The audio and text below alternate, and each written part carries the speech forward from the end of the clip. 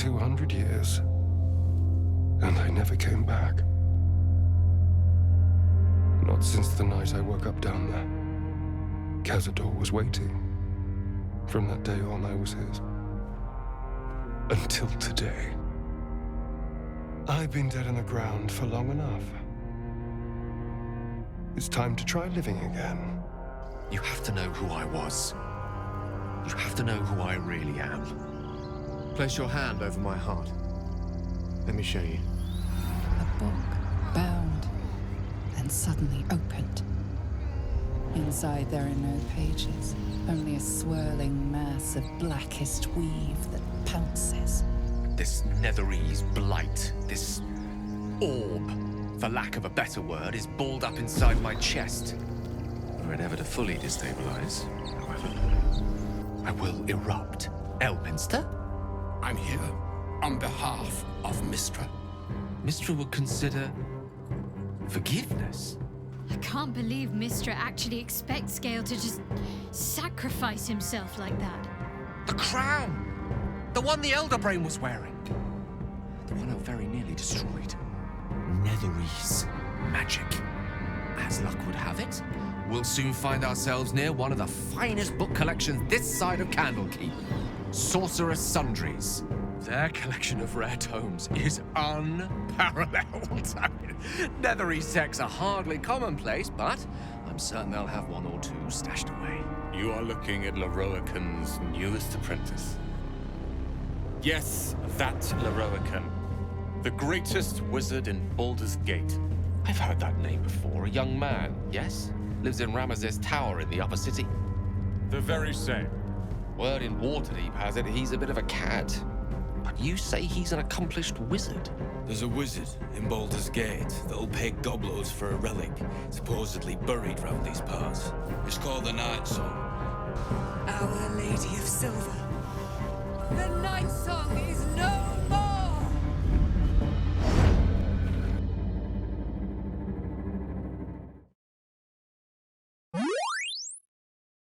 Hello friends and welcome back to my channel. My name's Cinderellimouse and I'm back with Baldur's Gate 3. I'm feeling a little bit unprepared today, so please excuse me if I'm a bit all over the place. But we're going to be doing a bit of Gale's quest here. So I have given him a bit of a makeover as well. In my head he's kind of like normally has short hair, but because he was kind of deep into his books, it's been a while since he'd last had a haircut, and now he's back in Baldur's Gate, he's kind of like smartened himself up again kind of thing. I love Gale's long hair, but I'm storytelling through their makeovers, so don't judge me. I know some of you are judging me on the moustache, but listen, the moustache is canon in this playthrough. Anyway, also talking about appearances, I am giving Mystra today. I'm not happy with the way I look at all. And if you're deep into the fandom of Baldur's Gate 3, you know that comparing to someone to Mystra is not a compliment. So I feel like I'm giving like EastEnders, like circa 2000 EastEnders energy, and I tried to do like magical like wizard makeup and it just didn't work. I just look old. Anyway, let's get back to what I'm meant to be doing here. And Gale's quest. So if I go down here to the Wizard of Waterdeep, you can see it says Gale wants to learn more about the Netherese crown controlling the Elder Brain. In Baldur's Gate, there's a renowned magical emporium, Sorcerous Sundries, known for its collections of rare and valuable magic tomes. He wants to go there and speak with the bookseller and find out if they have anything on Netherese magic.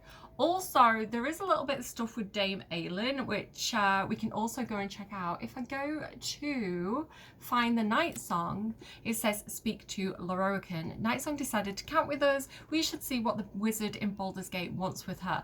This is because this whole time, basically right from the start, do you remember the adventurers that were trying to get into the Druid's Grove? They were outside and they were like, let us in. And then you have like an altercation with Zevlor.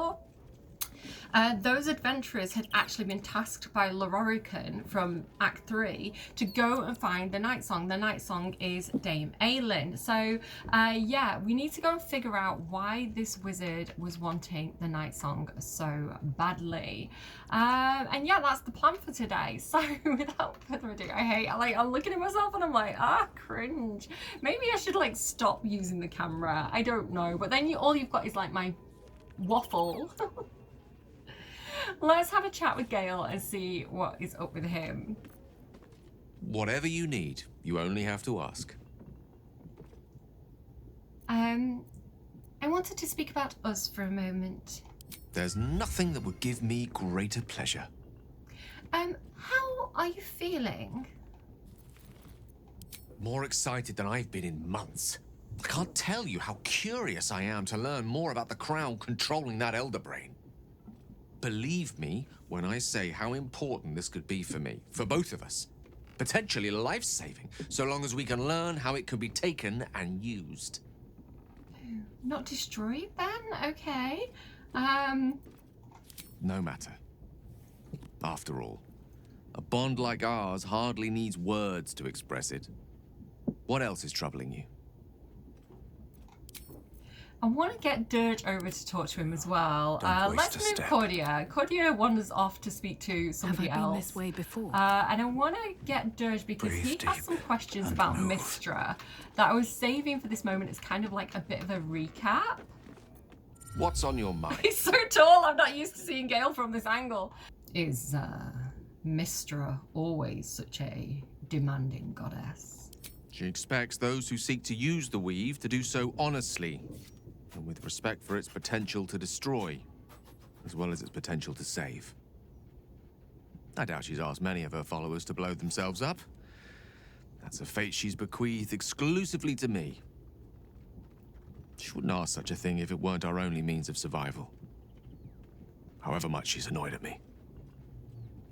Oh, his little face at the end there. I can hear Astarius sharpening his knives next to me, flipping his daggers around.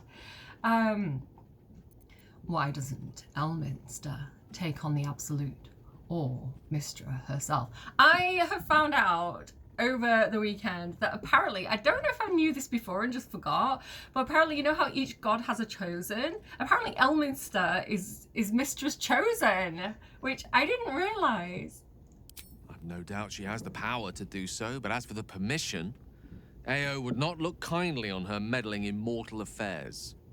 Divine intervention has a tendency to make things worse, not better. As for Elminster, he's saved the realms more times than legend can recount. But to take on a god is no easy feat, even for him. My orb is the best chance we have. And only I can wield it. Okay. How are you feeling?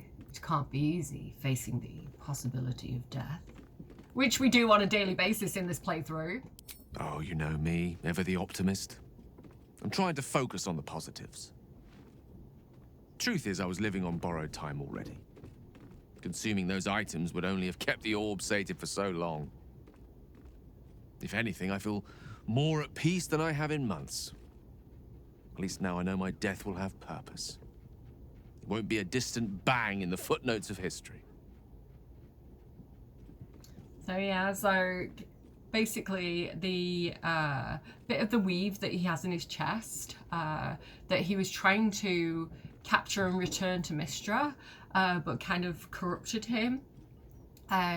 Mystra's turned it basically into this weapon to destroy the Absolute and save the world, which is very noble. It's kind of like the end of what's that movie, Independence Day, where the guy flies up into the middle of it. And we could have done this when we met kind of Ketheric, for example. Like you can win the game at that point in Act 2 when you fight Ketheric if you blow Gale up.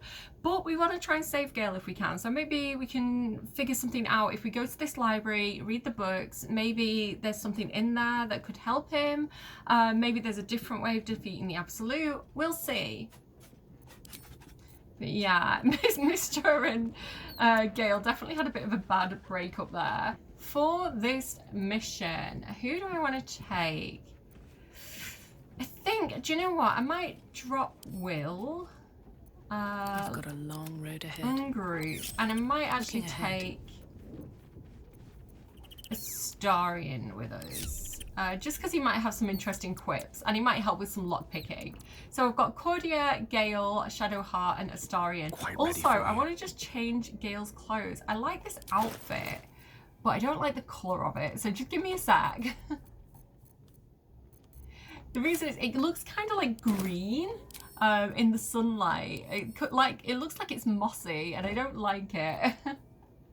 Let me change it to like an azure maybe?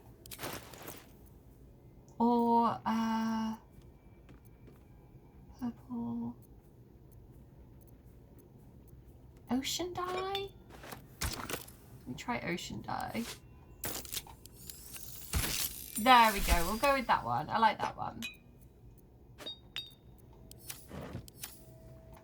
Okay, makeover complete. Let's get out of here.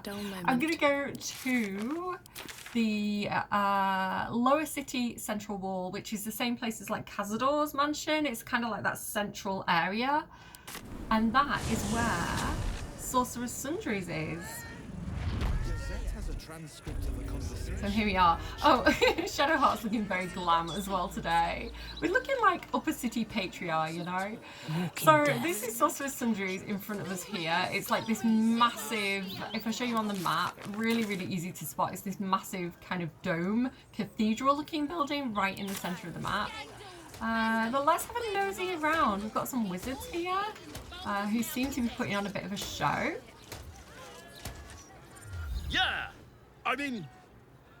Verily, behold and stuff. Just like Astando the Greater says. Right, yeah, so Astando the Greater.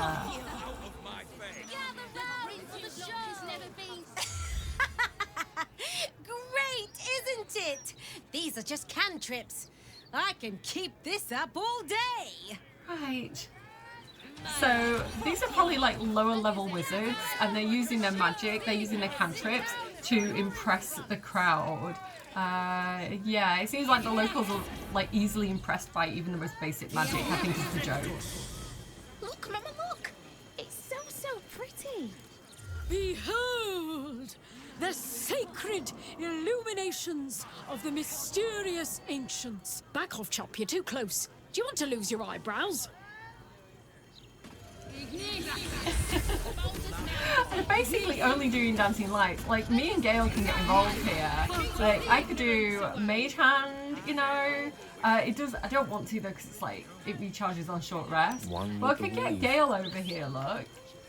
Oh no! Don't talk to Astarion. You're so adorable when you're thinking what to say. It's such a weird change when he's nice to us. Thank you, Astarion.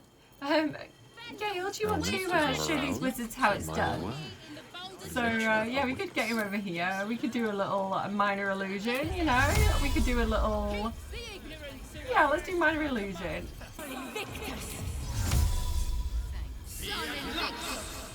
Look! It's so pretty. Come out, or I'll have to come find you. Oh, stand up. These things have stayed interesting. There we go, I guess. Okay, let's talk to these people. Martha Stina. Just look at her. She hasn't been this excited since her birthday. It's weird that nobody cares. Like, normally the kids run over when there's a cat. I suppose that's when there's a real cat, though. I'm gonna grow up to be a great wizard and wade through my enemies with spells of fire and blood. Mostly fire. Hot tip.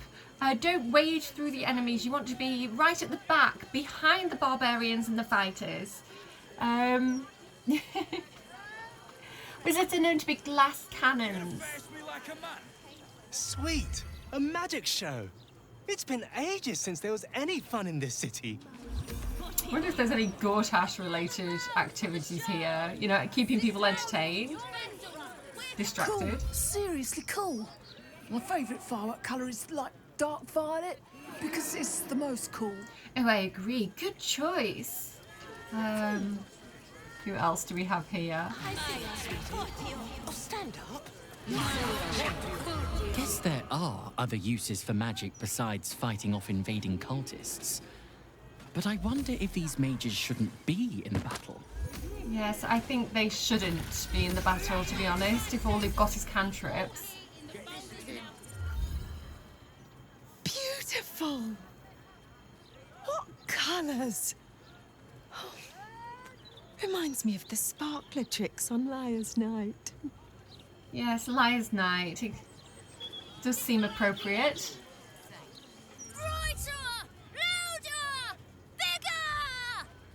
I suppose it's a good thing that the children are entertained. Let's continue. I want to save right now. Because there's a familiar face and I want a certain outcome here. So Cordia would see Aradin, and Cordia and Aradin had quite a good relationship back at the Grove. They didn't have any beef or anything like that. He had a bit of a Brew-esque attitude, but like Cordia would have thought that was just because of everything he'd just been through. He'd been attacked by goblins, like tensions were high. She gave him the benefit of the doubt, but he's here. He made it to Baldur's Gate. Let's have a chat. Let me back in. I'll bring Lorroakin out here, you tin tube. You tell Lorroakin I went for his goddamn night song, and now he has to pay up. What are you looking at? Oh, it's me. Hi. Shit, it's you. Yes. You went looking for the night song after me. Please tell me you found it. So he still thinks the night song is like an object, an artifact. I found the night song. It turns out it wasn't a relic. It was an Aasimar. An Aasimar? Hells. If I'd known, I'd have asked for more gold. Kidnapping costs more than theft. Don't forget, I'm the one who gave you that contract. I want my cut. Well, no, I'm not. It's a woman. It's a person. We didn't kidnap her. So Cordia would have gone from being like naive and thinking that Aradin would have been like outraged that he was asked to kidnap a person, or shocked that it turned out to be a person. And the fact that he's kind of going like, oh yeah, like cool, like let's hand her in and give me some of the money. Like she's kind of offended, so she's gonna go for the Cleric of Illustry option, and we're gonna say she is a being of divine origin under my protection. You will go nowhere near her. Let's hope this works. I'm not the best at intimidation, to be honest. I can take Eagle Splendor from Shadowheart. I can give myself guidance. If I need to, I could also take Bardic Inspiration. Yeah, I'm gonna do that. Okay, give me guidance. Do this. Guys, I need it right now. Also, I think I've got some new dice. Oh, they're not installed, never mind.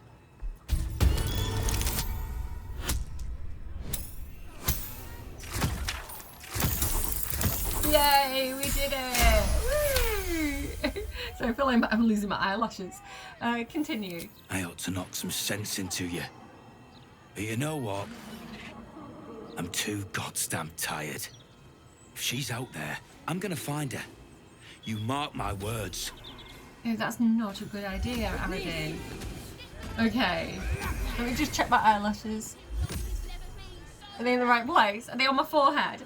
Okay, so I'm a little bit concerned about that because there's different outcomes you can get from that interaction. Aradin can turn up at camp and try and seize the night song. I think I've got glitter in my eye. I think that's what it is. Yeah, so I'm a bit worried that that's going to happen. Hopefully it won't. But I did want to stay in character, and I wanted to choose the options that Cordia would have chose for herself. So I need to sort out my eye. I am sorry if this video is late. I'm recording it late. I was a bit poorly yesterday when I was meant to be recording it, and it takes me time to kind of edit and things. So I'm sorry that I keep being late with my videos at the moment. I'm chaotic. I don't know what else to say. Please just give me leeway while I'm being irregular with my recording schedule. Okay.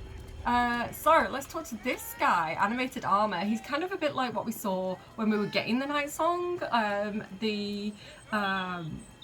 the animated kind of corpses that Balthazar had raised. Clank. Hello, is there anyone in there? Arcana, examine the armor to discern its nature. I'm not too worried about getting this, but give me guidance anyway.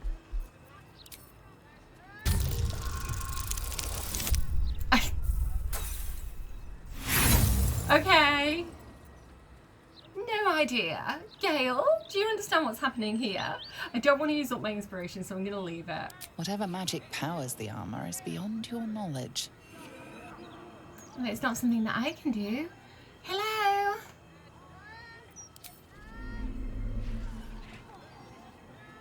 Do you know who I think my makeup's reminding me of today? I feel like I've got a bit of a Kate Middleton vibe, which I don't hate because I actually think she's very, very pretty. She's always very stylish. But I was looking at myself, I was like, who do I remind myself of? I think it's Kate Middleton. Mind if I head inside?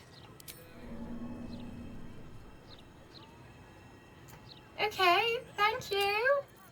I suppose she's not Kate Middleton anymore, is she? Princess Kate, I call her. You're feeling faint after your bout with Cazador, Astarion. I don't mind donating some blood. When you're still full of that Netherese bile, I'll pass, thank you. Besides, I have someone else to nibble on, and they are delicious. I feel like there's some beef there with Astarion and Gale, because, I mean, we are kind of romancing all three of these characters at this point, so maybe there's some healthy competition between them. So, there's more of these for the Stout and Sturdy. This is the original Adventurer note. Adventurers wanted for perilous and profitable quest, Master Lorroakan, the Arcanist of Katla, I can't say it, the recluse of Ramazis Tower, seeks brave and enterprising individuals to delve treacherous temple and recover storied artifact in the Night Song for preservation. So this is basically what we saw it right at the beginning, pretty much. And another familiar face, Roland, you made it. Lovely to see you. Roland is the one who had his, I think they were siblings, his brother and sister Cal and Lyara, was it? Or Leah. And he was worried about them because they got kidnapped, they got taken to Moonrise Towers. He tried to rescue them, it went a bit wrong. We rescued him, we rescued Cal and Leah, and reunited them at the Last Light Inn. So yeah, Cuddy would be super excited to see him. You! What are you doing here? Me? What are you doing here? So we've got a few different options here. We've got this kind of snarky answer. I heard this was a place for spellcasting prodigies. Why are you here? We're not going to say that. We're nice to him. I do want to ask about Aradim from the Druid's Grove. I might actually get this as a separate dialogue and just put it in here. But if I can only get to pick one and then it locks me out of all the other options. And the one I want to choose is the Drow option. I know there's marks of subjugation. Your face, Roland. What happened? Nothing for you to worry about. His voice catches. Something's wrong here. But never mind that. What can I do for you? What's going on? I'm worried about him. He does get into trouble a lot. Roland, do many people ask about the Night Song? It's all I deal with these days. People claiming their trinkets are the real Night Song, looking for the mountain of gold Lorroakan promised. There's even a pamphlet. Take one. They're on the desk. The way Gale's like owl creaking his neck to look at her. Well, actually, I have some information on the Night Song. I would like to speak to this Lorroakan about it. Be very sure before you make to visit Lorroakan. He's got a beastly temper. But if you really do know something, he'll want to see you. Head upstairs. You can find the way into his tower up there. If this Lorroakan is being mean to our sweet friend Roland, I think we're gonna have some words. No one beats up Roland on my watch, except for me. Is there anything else here? Another one of those stout and sturdy things. Potion of sleep. We can actually speak to him. He has some good stuff. How can I help you? I'd like to buy something, Roland, if that's okay. Huh. I suppose that, at least, I can help with. Let's have a look. What does he have? He's got some decent stuff. So like Scroll of Chain Lightning, highly recommend. Dimension Doors, always handy. I do love my minor elementals. So he has got some really interesting things. Greater invisibility, some really good stuff. So if you're short on spell scrolls, this is a good place to come. Also, he's got Birthright, which gives us a charisma bonus up to 22, which is pretty amazing. I might take that. We also have the Armor of Landfall, which I may come back for Jaheira possibly. I need to go and check what she's got on her currently. Vest of Soul Rejuvenation, some good stuff there. Quick Spell Gloves, which I already have on Will. Definitely like the quick spell gloves. In fact, do I want another pair of them? Cantrips that cost an action cost a bonus action instead. Could anyone else make use of that? Not sure. Ring of Regeneration. At the beginning of your turn, the ring activates and heals you 1 to 4 hit points. That's not a lot, but it could make a big difference in an upcoming battle. And the Harper Sacred Striker, which I might come back for Jaheira. I'm just going to kind of remember that a lot of this is here. Yeah, I might come back for these another day. Mrs. Candlekeep, Death and Resurrection. Yeah, we've read all those. We're good for now, Roland, but... Hope you found what you're looking for. You! I'm so happy to see you. Let's have a look around and see what the vibe is in this place. There's a lot of elementals. Water elemental appears to turn towards you, showering everything with a bracing mist. That's lovely and refreshing. Do it again. It's been very warm outside. The nice thing here is that you can actually come and take a lot of the items. These books are all just rummageable. The Apprentice's Companion, Book of the First, Impractical Magic, Volume 2. Let's have a quick look. Never forget the importance of spell components for casters of every making kind. Verbal, somatic, and material components must all be utilised correctly, meaning one must be certain not to fall victim to silencing or restraining, which would prohibit one from casting one's intended spell. I feel like this is a clue. Like, it's like, use silence. This is going to be helpful. Good to know. Also, as a DM, so someone who runs D&D games, I am so bad at remembering to check people's verbal, somatic, and material components before I allow them to cast a spell. They're just kind of like throwing fireballs, resurrecting people, and I'm like, hang on, don't you need diamonds for that? So I'm not 100% like super strict with the rules. I kind of forget about it a lot of the time, and a lot of time I kind of leave it up to my players to check. But yeah, that's such a tricky thing in D&D if you don't know each individual rule. And in Practical Magic Volume 2, this tome covers the nature of dead magic zones. During an era called the Time of Troubles, which is a famous event in Forgotten Realms lore, a good many changes befell the world, not least of which was the fracturing and reassembling of the source of all magic called the Weave. Though much of I think this is when Mystra died, like the original Mystra died. And like the Mystra we have now is like a different Mystra.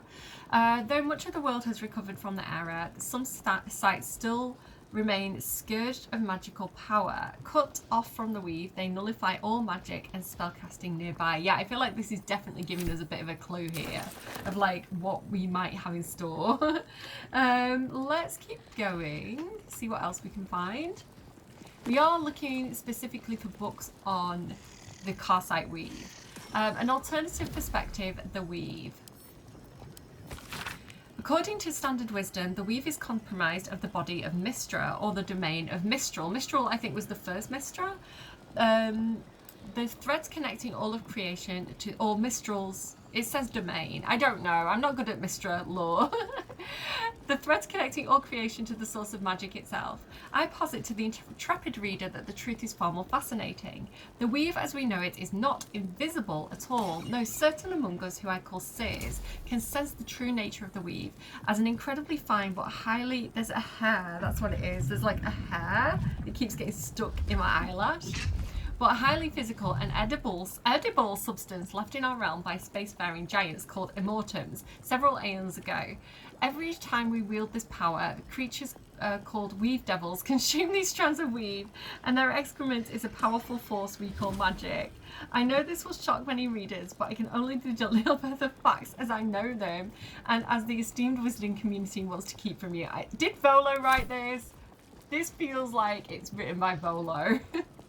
And then we have all these different School of Magic books. So School of Magic Evocation, which kind of tells you a little bit about that specific thing. I will take it. Lots of scrolls, so if you want to nick some stuff, this is a place where you can get some supplies from. What else do we have here? School of Magic Transmutation, ABC, the Liches, and me. T is for Toralvar, Wizard Red of Thay. We don't like the Red Wizards of Thay. U is for the Empty Loop, the Death that does not die. V is for Queen Blackith, the Lich Queen of the Gith. Not for long if Lae'zel has anything to do with it. W is for Dread Wulgarith, the Scourge of Dire Wood. Okay, so lots and lots of lore, and I do like this about Baldur's Gate. Like, you don't have to read all this lore, but if you are into it, or you want to learn more, or you just like that kind of depth of world building, like, they put so much detail into it. The lava elemental looks at you placidly, near unfathomable heat beating against your face. I don't know where this hair is. It's driving me slightly crazy, to be honest. Okay. Maybe you shouldn't stand so close. Have you seen how much the prices have risen? Might as well be throwing my gold straight into the lava elemental. Right. Well, you're not planning on buying one, are you? I have been warned about my eyebrows. I want a pet elemental, but Mumbus says I'm not old enough. I wouldn't let it die like the goldfish, though. Right. I think she's more worried about you dying than the elemental. Bookseller. She can point us to the tome I need. So yeah, he's talking about someone back here. I can't currently see her. Let's keep looking around. Yeah, I really like the style of this building. So more schools of magic. This is divination. So again, there's lots of different options to choose when you're doing the character creator.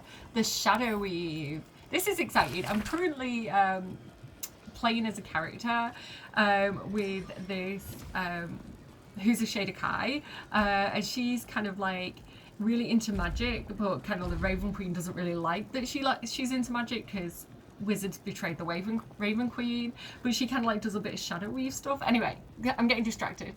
A cautious treatise on the power of the shadow weave. The author talks about the formation of the shadow weave as a counterpart to Mistress Weave, so it's like a different source of magic. The shadow version is in some ways more potent as a source of magic, but it's also unreliable and volatile. Shar, the mistress of shadow, has a much more fickle nature than Mistra, and according to the author, this manifests as seemingly fraught and dangerous position, as vigilant, dangerous to those who tap into her font of arcane excess, that is. So yeah, so Shar has her own version of magic, so people don't have to rely on Mistras if they don't want to. They have options, which is good. It means Mistra doesn't have a monopoly on the magical world, I guess. Excerpt from a book about phenomenon of wild magic. We don't have any wild magic people, but you could have a read of that if you want to. Just pause. Enchanted Me. The book describes an elderly spellcaster's years learning the art of enchantment. Cold and frigid was the day I learned that to fail in charming a better wizard was the most dangerous game of all. I first met Cavalierin Draithwaite at a Kalashite Baru. Words are hard. The game was a complicated play of cards I hadn't mastered, but being a young, foolhardy and overconfident in my abilities as a student wizard, I thought I'd use my minimal talent with enchantment to gain the upper hand. Quietly did I seek to charm the feeble old woman to my left. She appeared to me a parachiosot and unlikely to put up much resistance to my trick. I'd been blown against the barroom's back wall, then up to the ceiling and back down again before I realised this feeble woman was none other than Cavalierian Draithwaite, Master of Charms, author of the very textbooks from which I'd learnt the enchantment I attempted to use against her. And after she gave me a good thrashing for my audacity, we became lifelong friends. Oh, at least it had a happy ending. Okay, who else do we have? We've got this guy here. Very nice. Oh, did you see? He just turned a dead body into a zombie. Apologies. I'm with a customer at the moment.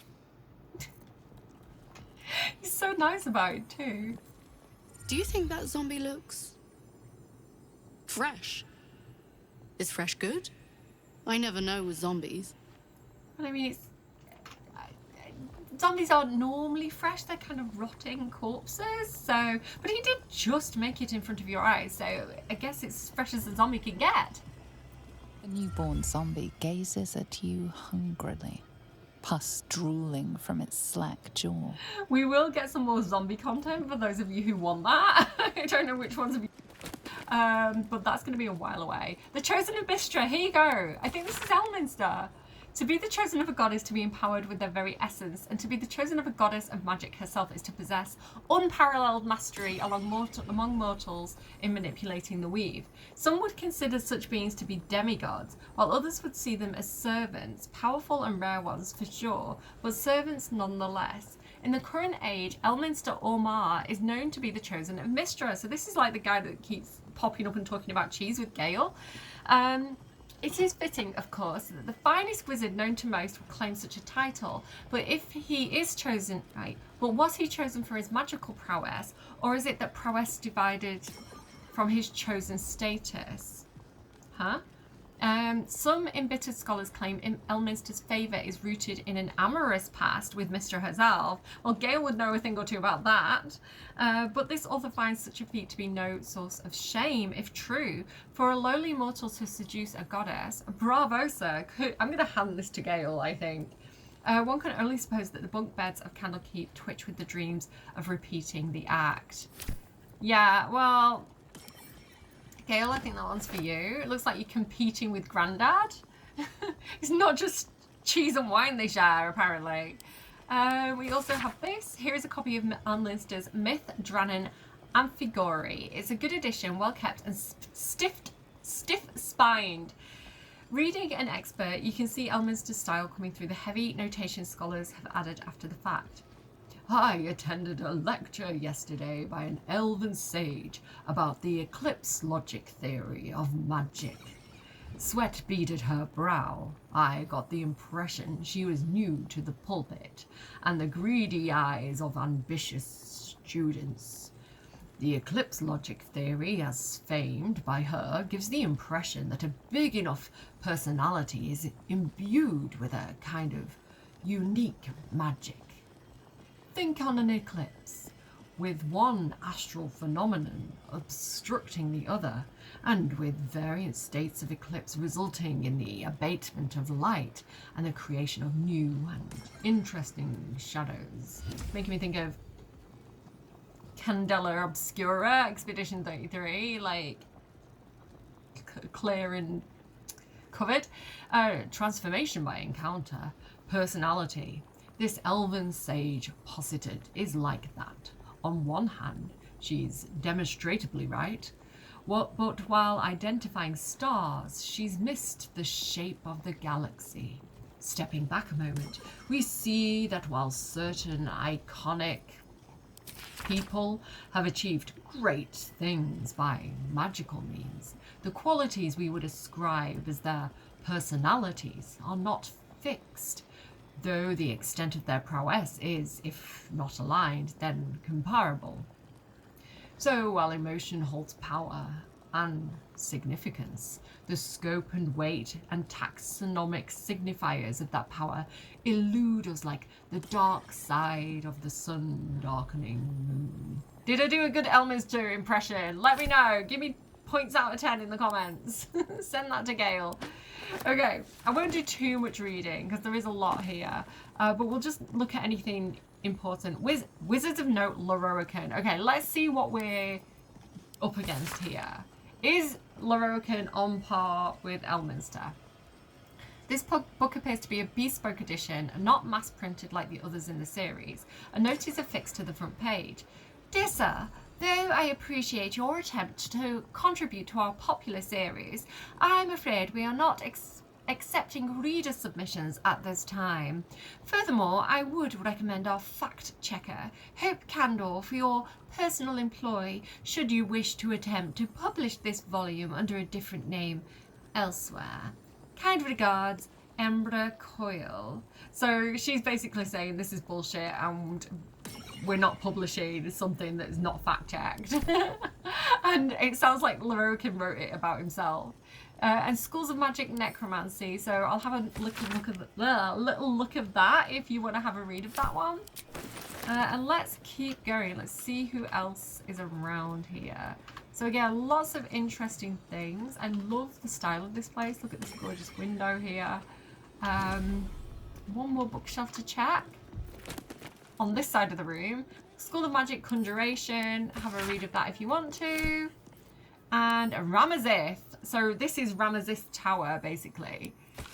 Hailed by Volo, not trustworthy, as sage extraordinaire, and by many grumbling parents of impressionable young women as a bloody nuisance. Oh, we don't like him then. Ramazith Flamesinger was a wizard of great renown.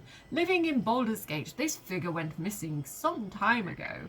It was rumoured that he grew romantically involved with a nymph, and idle gossip tells us they ran off together to live in some strange, peaceful place. But gossip is not so reliable, and no one really knows what became of him. I think this is probably a character that you meet in the original 2 Baldur's Gate games, but I don't think I've met them yet. I'm a bit stuck with Baldur's Gate.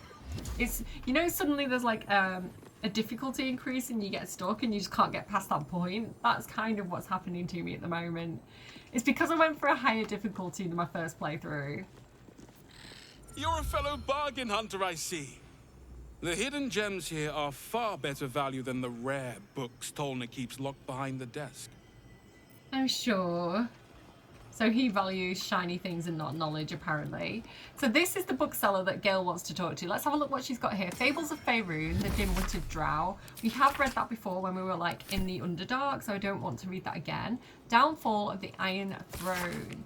The top corner is folded down on one of the final pages, and with the downfall of Saravok, who was the original Chosen of Baal in the original games, the City Mages Council was asked to make a memorable example of the Iron Throne.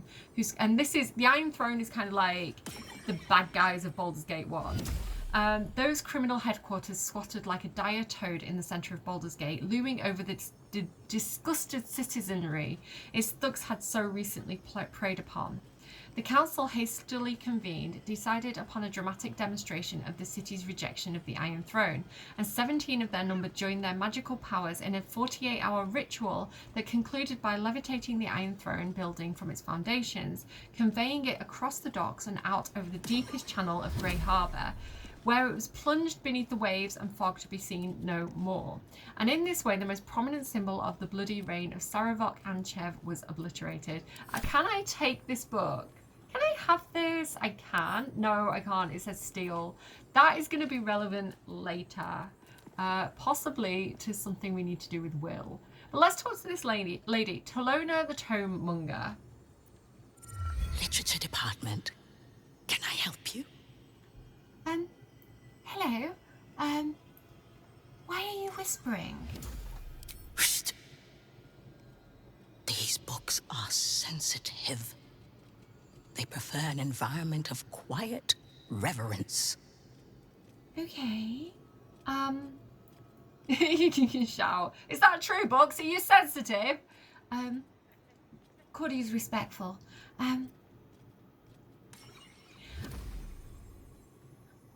What do I want to say? I think we should ask for the Netherese. Now let's ask about the rare books first. I'd be interested in any especially rare tomes that you might have. Bold. You might have heard that our library has a collection other shops would lack the skill to curate. Indeed. Between us, even Master Lorokin was reluctant to house them in his tower. The pen is mightier than the magic wand, apparently. Right. They're locked away here for their and our customers' safety. Our finest reserve includes the Tharkiot Codex, the Annals of Karsus and Nethery's Folly, Sights of the Seelie, and the Curriculum of Strategy. Do any of those interest you? All of the above, actually. Speaking of which, so the Thatcherite Codex is the book that we need to unlock the, what's it called? We got it from the Necromancy of Thay. We got it from underneath the abandoned village in Act 1. And we had to put like the thing in its mouth and it opened up. It made Dirge all weird. This is the book we need to kind of continue reading that. So we need that. But the one that we're here to learn about in order to stop the Crown of Karsus and all that kind of stuff and the Absolute, the one we need is the Annals of Karsus and Nethery's Folly. So I'm going to ask for that one. It is said to be written by Lord Karsus himself, the Nethery's arcanist who attempted to replace the goddess Mystra, failed, and was banished for the attempt. Great magical knowledge lies within those pages, but not many can withstand it. Well, that's why I brought Gale. That's it. That's what I need. The Annals of Karsus would no doubt have much to say about the Crown's true nature. If only you could read them. So let's try and riz this woman up. That sounds perfect. How much for me to buy it from you? Buy? Books as temperamental as these are not on sale. They are secured in our vault, where none can harm them, nor can they do any harm. Consider yourself lucky to have learned of such a book's existence, and then forget about it. The Annals of Karsus are best left unread. Right, well, it's just that we're on this mission, you see, to save the entire world from the Absolute, and it's really quite essential that we get hold of that book. Okay, I don't think she can be bribed. I think she's, like, she's hardcore obsessed with these books. Like, I don't think there's any amount of gold that would persuade her. I think I'm gonna go for this one. Persuasion. Isn't it your job to share knowledge, not keep it... Let me try that again. Isn't it your job to share knowledge, not keep it locked away? At least tell me where this vault is. So that's a very suspicious question, I'm not gonna lie, especially with Astarion smirking over our shoulder. I think we need bardic inspiration for this, actually, Astarion, and maybe I'm gonna guide myself, but you guys can guide me too. Give me a bit of guidance. Let's try this. Oh no, we really need this book though. Oh, we did it! Dirty 20! No way, I thought we failed that. Okay, continue. Customers like you are why I prefer the company of books. The only way to gain access to the vault is through my office. And before you ask, no, you are not allowed in there either. Okay. We promise you won't see us going into your office. Surely there's someone... No, we're done. Thank you. I've learned so much. You certainly have. Even simple knowledge of these tones is enough to stimulate most. I did notice Gale got a bit giddy when he learnt about it. Okay, let's keep looking around. And then we'll make our way and see if we can break into this woman's office. School of Magic Illusion. Or maybe we go and see Lorokan and see if we can convince him to let us in. This is the one that Gale does, Abjuration. In my playthrough. I don't know what you guys chose for him. I think it'd be fun to choose Necromancy for him just because of the whole Necromancy of Thay and things like that. The Book of the Fourth. Magic for particular quandaries. To reveal invisible traps. Again, it's worth reading everything because everything is a hint. So I do have the Eye of Invisibility with Cordia, which is why I'm having her do this, which is going to come in useful. Use Fairy Fire or Sea Invisibility. To bypass glyphs, use Fly or Gaseous Form.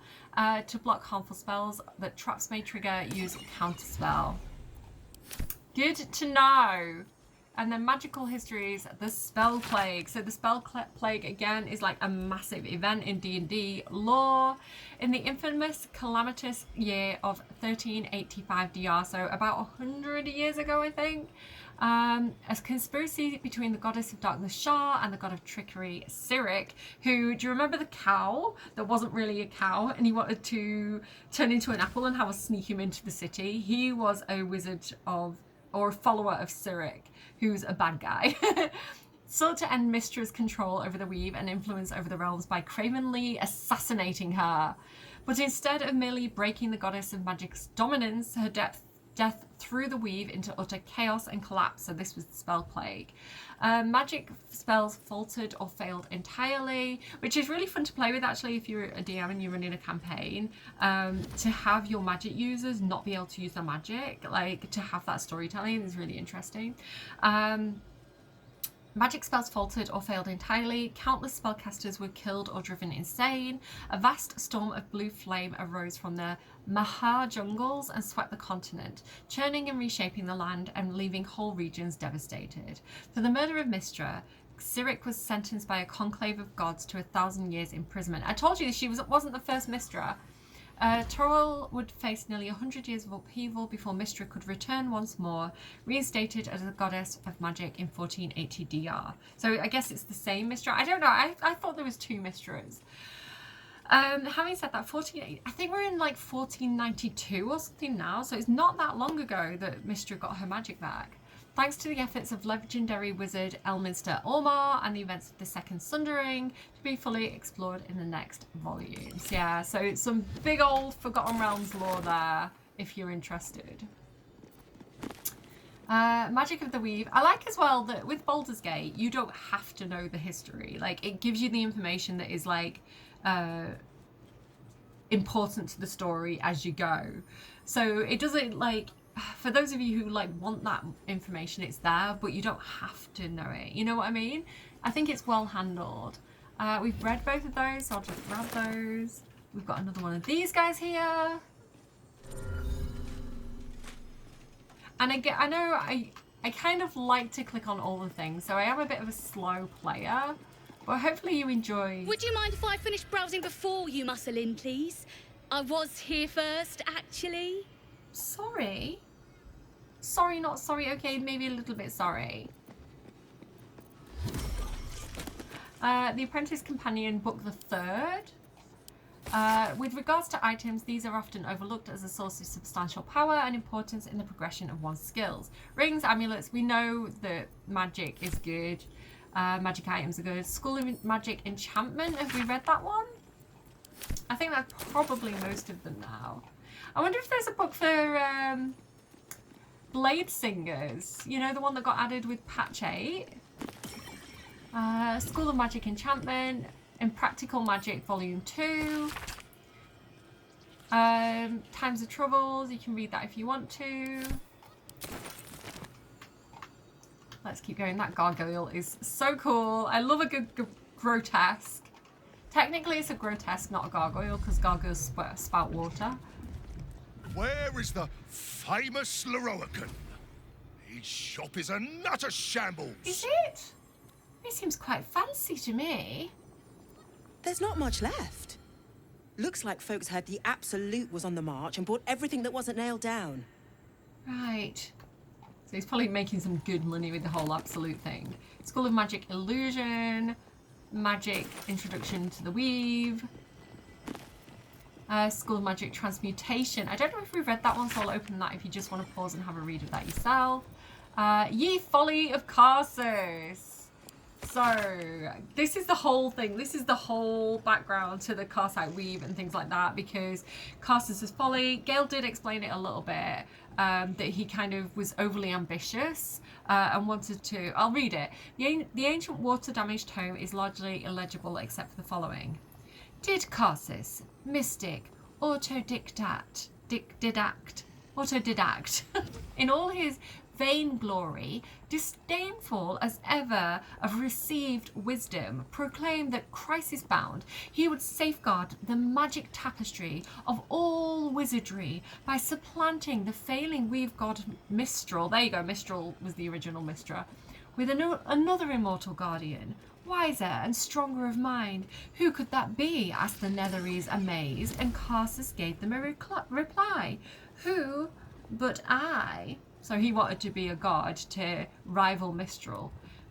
Have I not mastered all spells that are known, and divers others that are not? Have I not forged this crown, thrice finiled, that shall convey to my brain mind all the enchanted wisdom of Netheril? Yea, indeed, and of Mistral herself? It shall be so. Canst thou but wait, implored Lord Shadow, until... So yeah, this is kind of...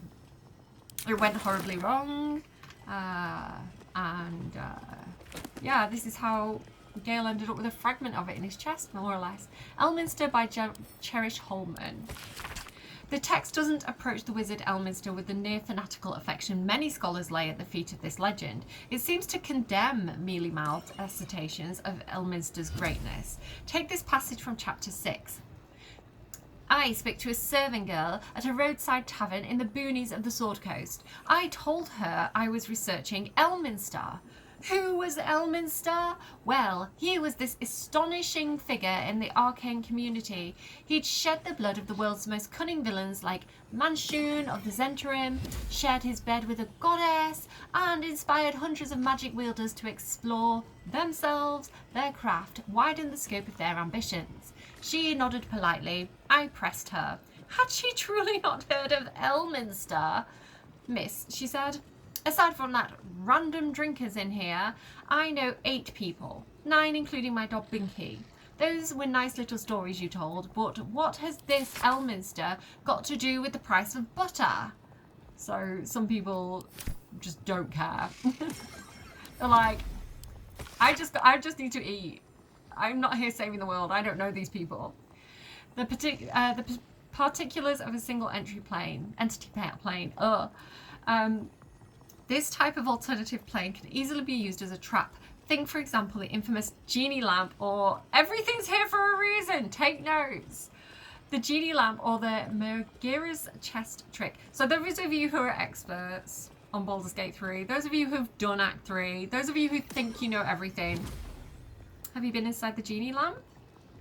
Because that's where we're going today, maybe, spoilers. In this new type of plane, only one single entity may exist at once. If a new entity enters, the old one is quickly and forcibly removed. Remember this, it's important. If no entities are inside, the plane then collapses immediately. So, to get out, you need to get someone in, basically, is what that's saying. Alright, I think we are kind of done here. What's this saying? I need to stop and restart, that's what that's saying. So Cordia returned to Gale in particular and say, well, Gale, if we need this book, I know Astarion you want to sneak in and get it, but we really probably should go and speak to this Lorroakan, find out why he wants the Night Song, and maybe if we butter him up, he might allow us to take the Book of Carsus. Let's go and see.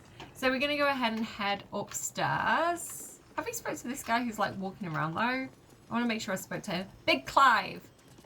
Excuse me, can't stop. There's only so much shopping time left before the absolute breaches the city.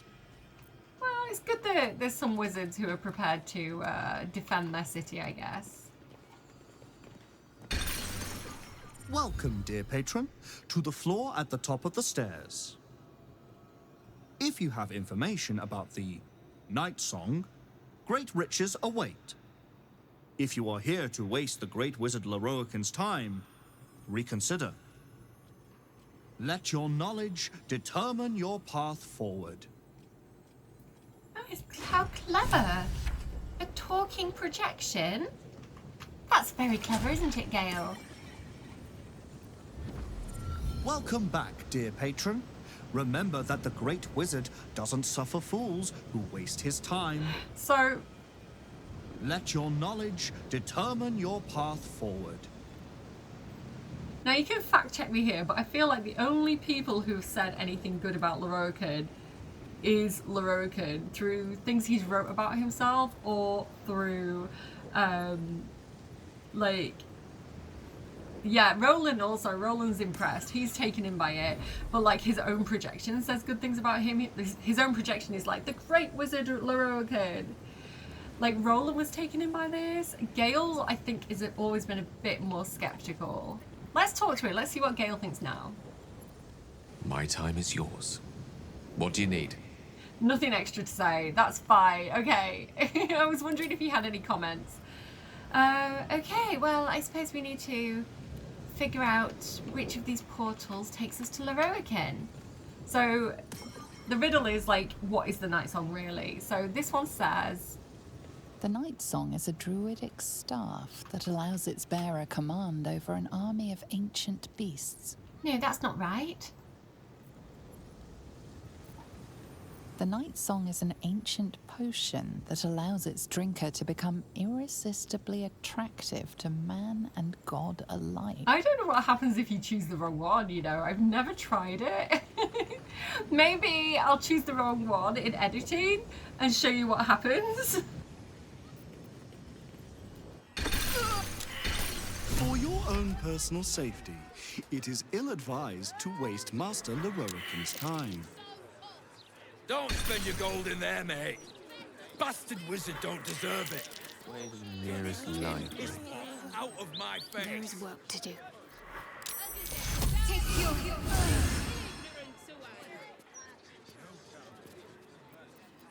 Here? Or maybe not, I don't know. See, I'm probably running late, so... The Night Song is a priceless ruby from a realm beyond our own. No. The Night Song is an immortal being, the child of a deity.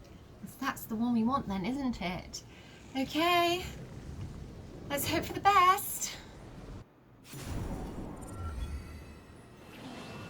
This gives Game of Thrones energy. If you know, you know.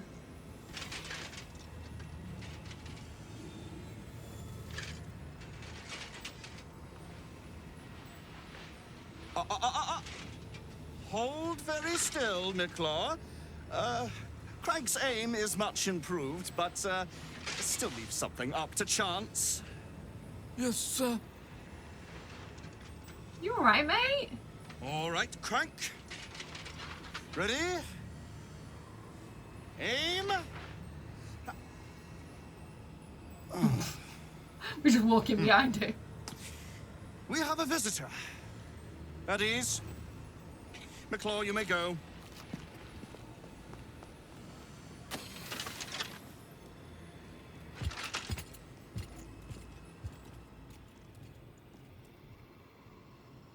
Hello.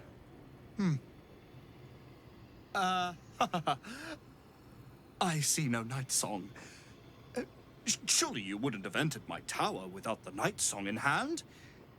Surely you wouldn't have wasted my time?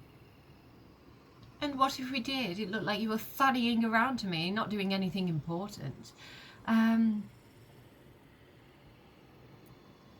You must be the wizard Lorroakan. And you must have an answer to my request. If you want to keep your head, of course. The Night Song. Do you have it or not? I'm not sure how I feel about your threats, sir. And, say I did have the Night Song. What exactly do you want with her? She? Then you do know her. You've been to Shah's temple. To the Shadowfell. You've looked upon the Night Song's face. Tell me, and choose your next words carefully. Where is she now?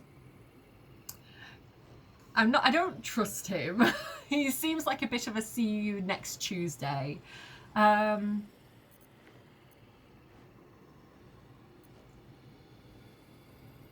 tell me, why do you want her so badly? I'm growing tired of this repartee, my friend. Let us cut to the chase. Beautiful, isn't it? All right. Worth more than your life, too. I bought it from a Kalashite warlock.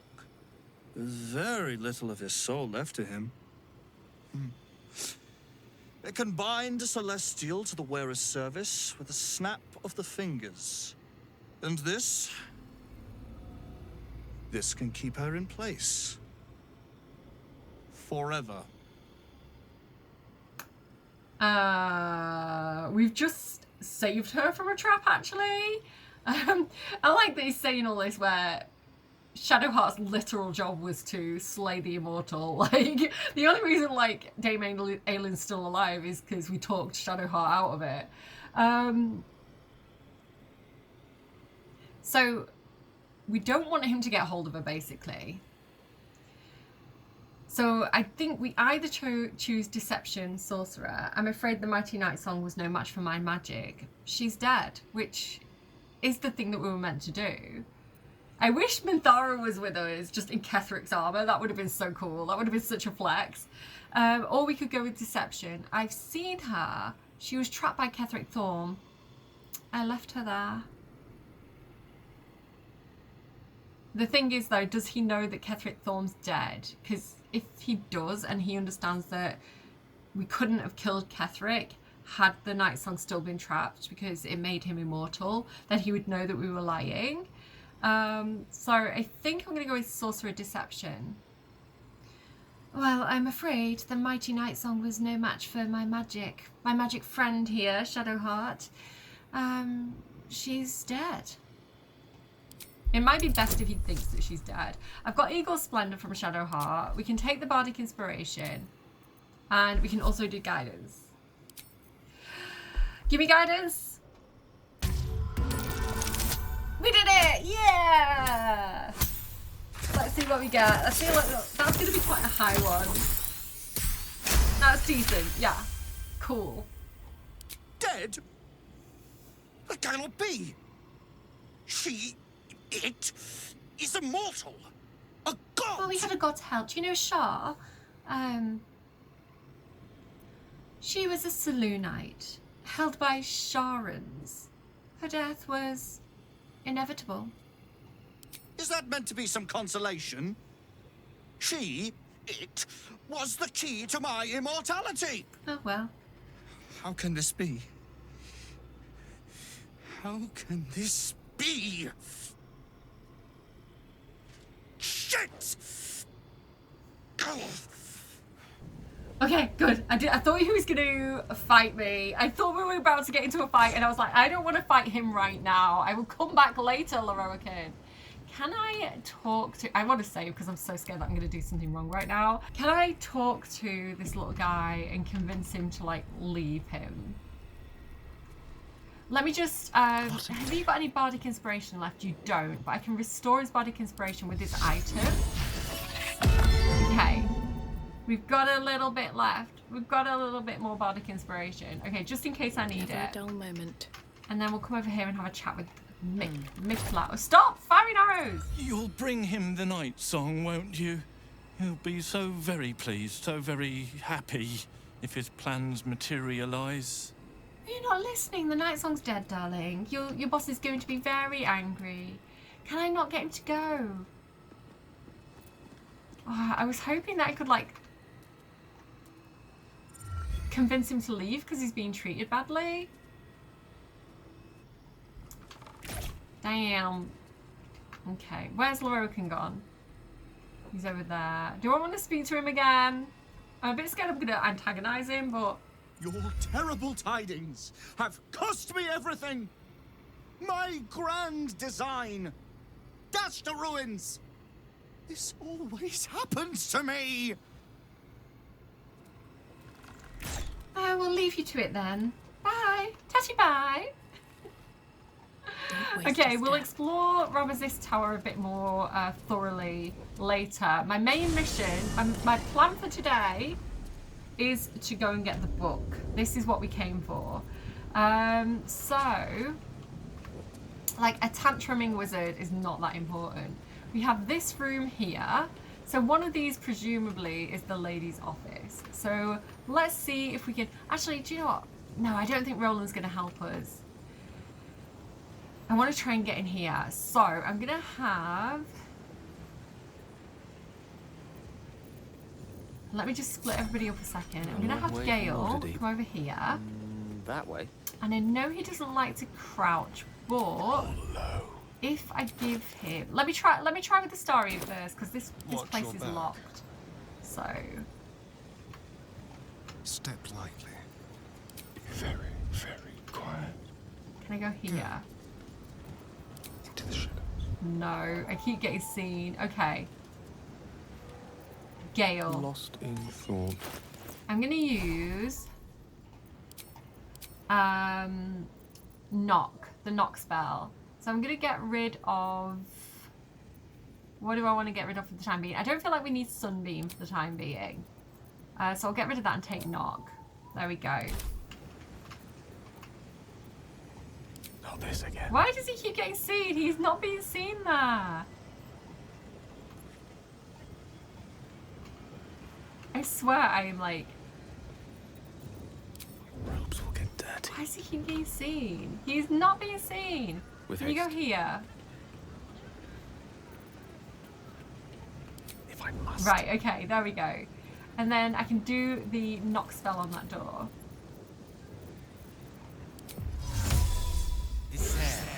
Okay, door is open. The next thing I want to do... Such a long way down. Is going to be invisibility. So let me go back to my spell book. And I'm going to get rid of... What do I need right now? Cone of Cold. We'll get rid of that. And we'll take invisibility. Or, also, I might be able to do a cute little mage hand. Let me put... I think this is already invisible, right? Mage hand could open the door, look. What do you mean can't use this right now? Yes, I can. Oh, that's annoying. Okay, fine. Your wish is my regret. Make Astarion invisible. Can't reach destination. Why is he such a faff? Why can't Mage Hand work? What do you mean you can't use the door? Mage Hand should be able to open doors. That's really annoying. Okay, Gale. What? Invisibility on Astarion. Invisibility. Okay. And then Astarion. You're gonna have to open the door.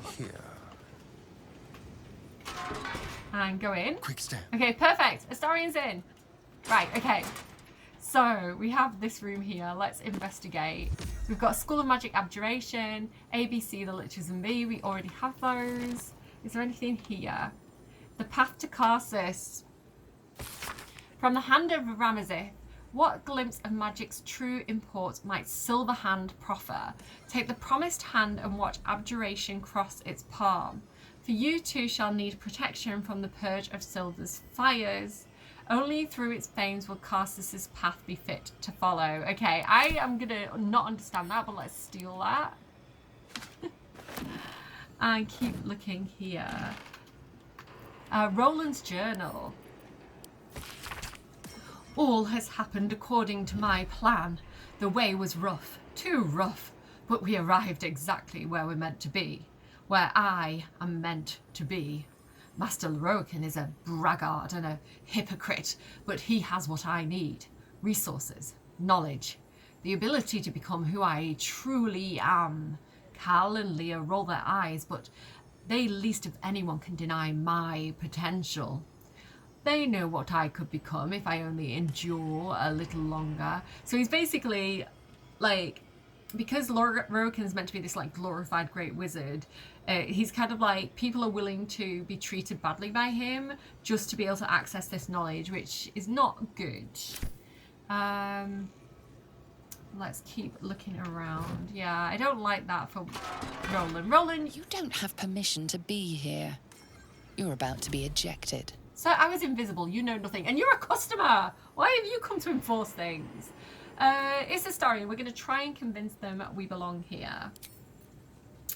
I like deception for Astarion. Let's see. I've been sent to join the patrol. There have been reports of someone trying to sneak in. This is my place now. If you don't leave, you won't leave at all. Or, well, we've got a +4 for persuasion, so I guess we're going to do this one. I'm here, aren't I? You wouldn't have let me in if I didn't belong, would you?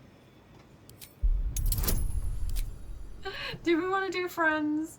Probably not. Give me guidance. Let's hope for the best. That's quite high. 22. Nat 20. Let's go. Critical success. You've been granted free passage. What you do with that privilege is up to you. I've got to remember to sneak when I'm doing this stuff. On the hunt. This book appears to be a bespoke edition, not mass printed. We've already seen that downstairs. Hello? Anything else in here before we leave? No, we're all good. So this is Roland's bedroom, which means that the other one must be the office. Can I just sneak straight across? No. Worth a try. Okay, let's get into this little hidey spot here. And we're going to do a similar thing. Okay, so again, we want to use unlock on this door. The coward's route. Knock, sorry. Here we go. Door is open. Can I really not use my mage hand? will never believe this. So just getting everybody over here like this. I don't know why the mage hand isn't working.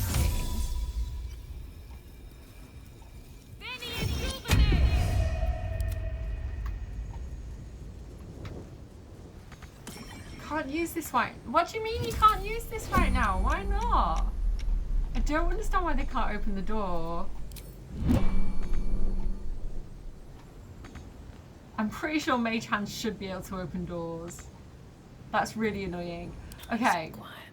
Next plan in that case. Let's have Shadowheart just go and open the door. She might get kicked out, but it's okay. Just keep your hands to yourself. You're being watched. That's fine. But did I open the door? Oh, see, I just feel like Mage Hand should allow us to open it. It's really, really annoying that it doesn't work.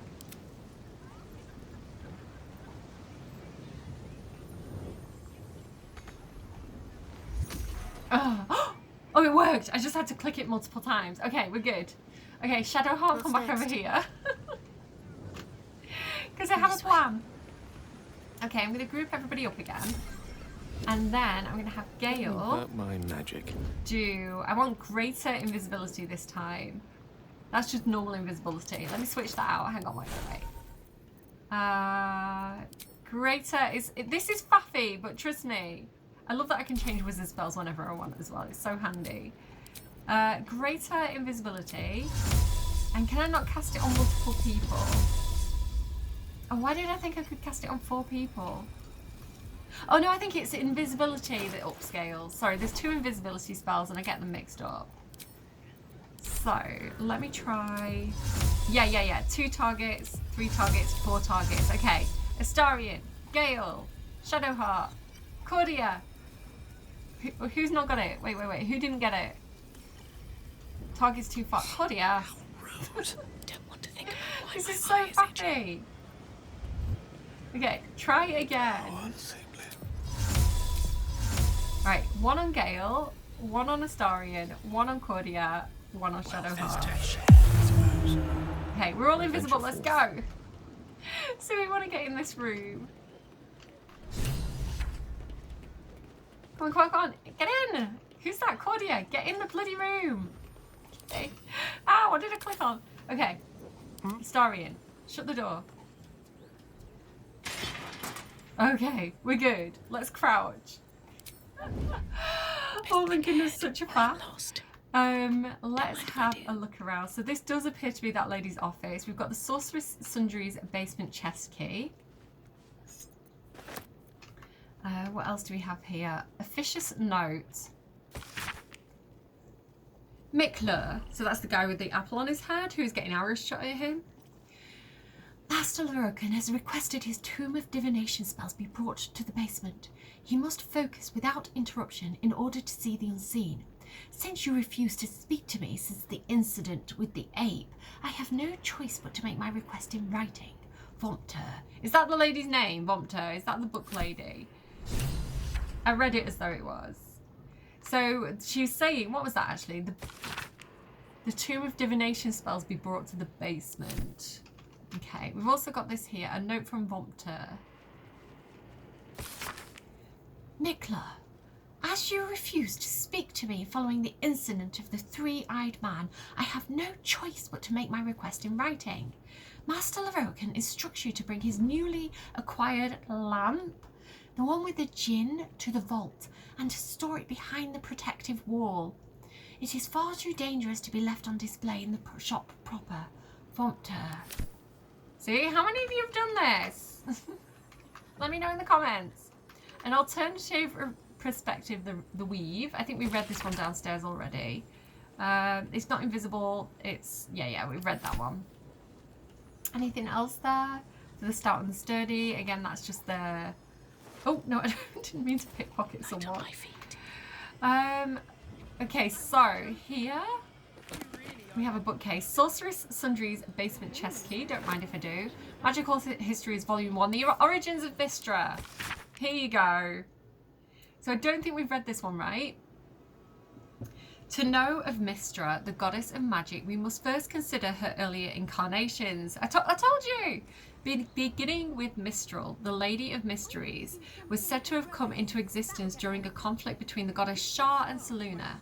For the efforts to best one another, the twin sisters of darkness and light inadvertently forged a portion of their opposing energies into a new being of pure magic, Mistral. So I didn't know that, I don't think, that Mistral was created from Shar and Selûne warring. As an embodiment of magic, Mistral laid claim to unparalleled control over the weave, the very fabric by which magic could be channeled and harnessed, for it was but an extension of her being. For her to use magic was as natural as it would be for another to draw breath or curl their finger, which is interesting because it sounds like she started out more as a sorcerer, where like wizards learn their magic through books and spells and practice and like education. Sorcerers just have it, it's just who they are. So she sounds more like a sorcerer, which is funny because there's that kind of like beef between sorcerers and wizards.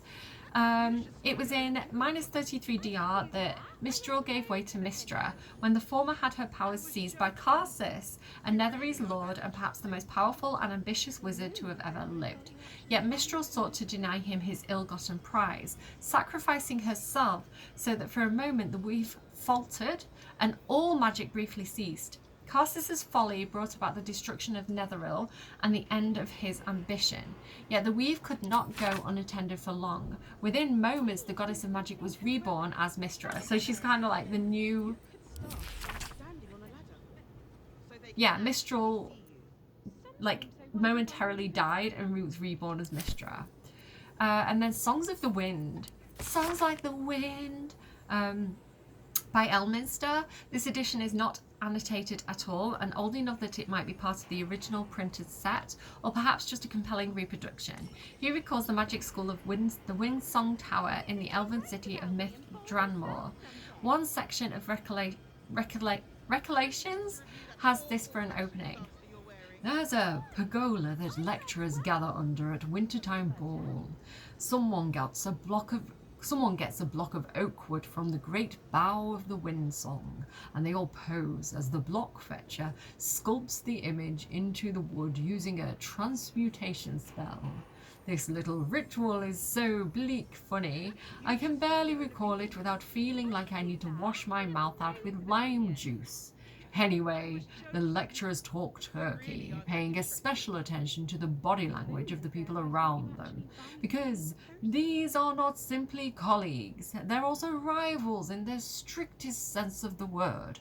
There is no such thing as a lecturer without their foot in the competitive stirrup. They're a jockeying lot, and the way they view the world outside their tenure and status is tantamount to the way they view students. Something to be tolerated and moulded in the warm clay of their fantastic brains, projected, then sculpted, like images in oak wood. I would know. I was the one taking the picture. Classic Elminster, I guess. Okay, let's go. There is a secret passage with a clasped book, which again, absolute classic. So if we pull the clasped book, there should be a new portal that we can go through. Let's go, guys. Let's go, girls. Do, do, do, do, do. We're reading tonight. We're gonna go to the vault. We're gonna steal some magic books. I'm sorry. I don't know why I am the way I am. Okay. So there's multiple ways we can go here. We've got this oak door here. Ooh, saving. Good to know. And what's behind door number 1? We can also inspect this room in a second, but let's go through here. Actually, no, I think we should start off in this room. Just because it might kind of do little teasers of what's to come. Poster scroll. Madame, it is no secret that yours is the finest collection of records within our fair city. The scroll brings you a query I believe only you can resolve. It has been a long-held bit of lore within my family. That we are descendants of Laeril Silverhand through my mother's line, though no existing genealogy can confirm our claim.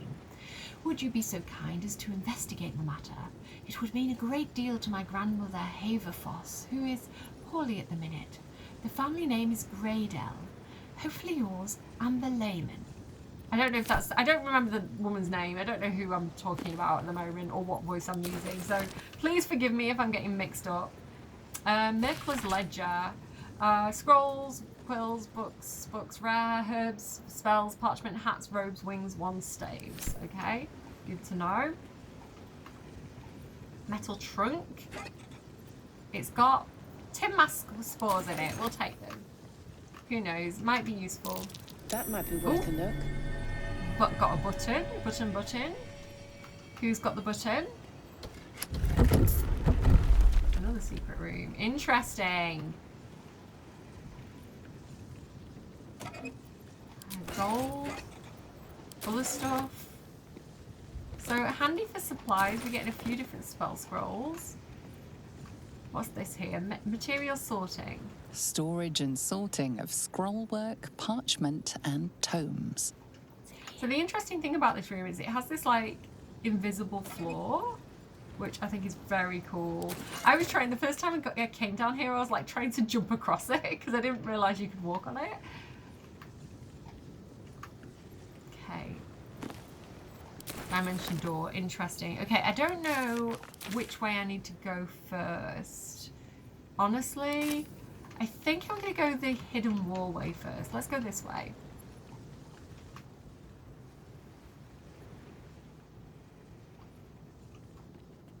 Let's see where we are. So we've got this wooden chest here. Again, this floor you can actually walk on.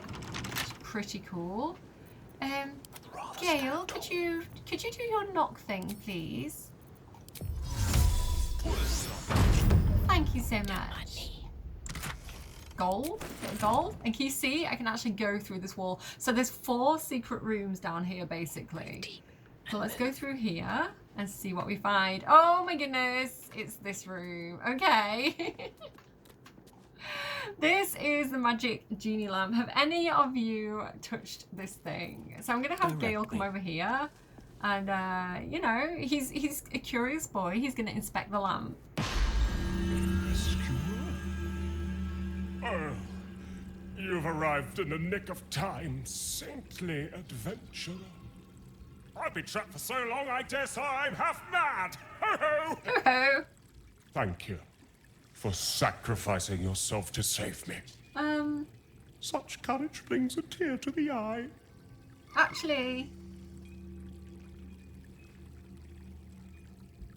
high levels of magic is afoot here, but what? Let's see if he can figure this out. I can't give him any help because he's in a pocket dimension right now. So you guys can give me guidance and we can hope for the best. He's got advantage, so not too bad. There we go, 11. 18! Good job, Gale. Touching the lamp seemed to satisfy a condition to the magic trapping the djinn. You realize what this must be. Imprisonment. One of the most powerful incantations a wizard can cast. You may be stuck here indefinitely. I sense you're deep in thought, my brave new friend. Do not fret. Until another takes your place, you will have all the time in the many worlds to ponder. Toodles! This is why I always say you need to read the books. You're not Gale. Freedom's Are you? sweet nectar. How I missed you. Hello. Oh. Have you seen My a rescuer wizard? left behind a servant. I'm terribly sorry for your loss. I'm sure you're at your wit's end without your master. Well, I am a bit worried about Gale, yes, but he's not my master. Who are you? Yafeu, the stupendous! Or was it wondrous? Bah! I'm free! And that's all that matters. Know that I will remember your master's sacrifice with great affection. Every month or so. But I must be off. I'm a century late for an appointment. I was going to say he must have been in there a long time, a century. He can't even remember his own title. We're not going to be like, release my master or die. She's just going to stand there a bit confused and let him leave. Wait. No, wait. So Gale is inside the genie lamp. I guess we have a look around. The good thing about doing this is that you do get a lot of cool stuff. So giant hill strength. I think there's some other stuff lay around. Let's kind of bumble around the place. So we've got the gilded chest with some potions in. We'll take them. Oil of diminution. I can't say that word. Animal speaking. Wizard's Bane oil. Wine. Featherfall. Lots of nice tasty fruit if that's what your tastes may be needing. If you're in need of camp supplies, there's a hookah, so good for him, I guess. Potion of flying, a scimitar. I don't know, Gale, you're in a genie lamp. I think you're entitled to a drink right now. Armenian desert wine. Another gilded chest with some gold in, a decent amount of gold as well, to be honest. Oil of combustion, yellow dye, a little genie ditty, a little genie ditty. If you were trapped in a magic lamp, you wouldn't like it a bit. It's tiny and stuffy and oily and damp, and you have to be shrunk to fit. You sit here and ponder your only hope. Same voice as Elminster. That some other fool will enter. Then you'll get out, but entering, dope, will find that the lamp's new renter. I ruined it at the end. So let's take that. We're having that. So yeah, so all you basically have to do to get out is have someone else go in. And there's a clue here, because you can summon a cheeky quasit. Well, you can summon a quasit, but we are able already to summon a cheeky quasit, which is why I like to have Gale do this. Because we can, basically, whatever you summon in here gets stuck in here, but some summonsers aren't really here anyway. They're kind of like visiting from the astral plane, so they'll time out and they'll go back to where they came from. And the cheeky quasit we can also resummon when we're out, and it'll pull them out of it. Also, you could summon Scratch if you wanted to, but I don't know if Scratch remains in here or if you can like resummon him when you get out. I suppose Uz will work as well. Basically any summon. I believe like even Mage Hand works, but I think it's funny. just because it's funny to me. Literally, that's the only reason why I'm choosing this. To get, I don't think we need invisibility anymore. The cheeky quasit, where is it? There it is. It's been a while since we spoke to them as well, to be fair. Let's get Basket out. There you go, and that did it. That got him out. So, I need to take a short rest before I can get the cheeky quasit out of there, but I think Basket's going to be okay. I think Basket's just going to enjoy, like, I don't know, snacking. Oh, there's an elixir of fire resistance that I missed. Oh, it belongs to him now. And an elixir of guileful movement. I missed some stuff. I don't know. He's just going to go around and and have the stuff that I missed, I guess. She, sorry. The cheeky closet is a she. Basket's a she. Do you want to use the hookah or? I think they're gonna have a good time in here. No regrets. Okay, so that is secret room number 1. Very well. Let's keep going. We also have this one over here.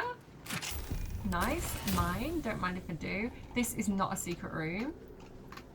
And then what's through here? Ooh, this looks fancy indeed. Again, I love the floor that you can just run across it. I think that's such a cool detail. There's definitely something interesting here, but let's have a poke around first. See what else we can get. See invisibility comes in super useful. Potion, scroll of disintegrate, very nice. Some more stuff here. Can we get behind it? Again, I'm like looking for secrets because there's probably stuff I've not even found yet. Some more stuff there. Okay. Gale. This looks like it's protected by quite powerful magic.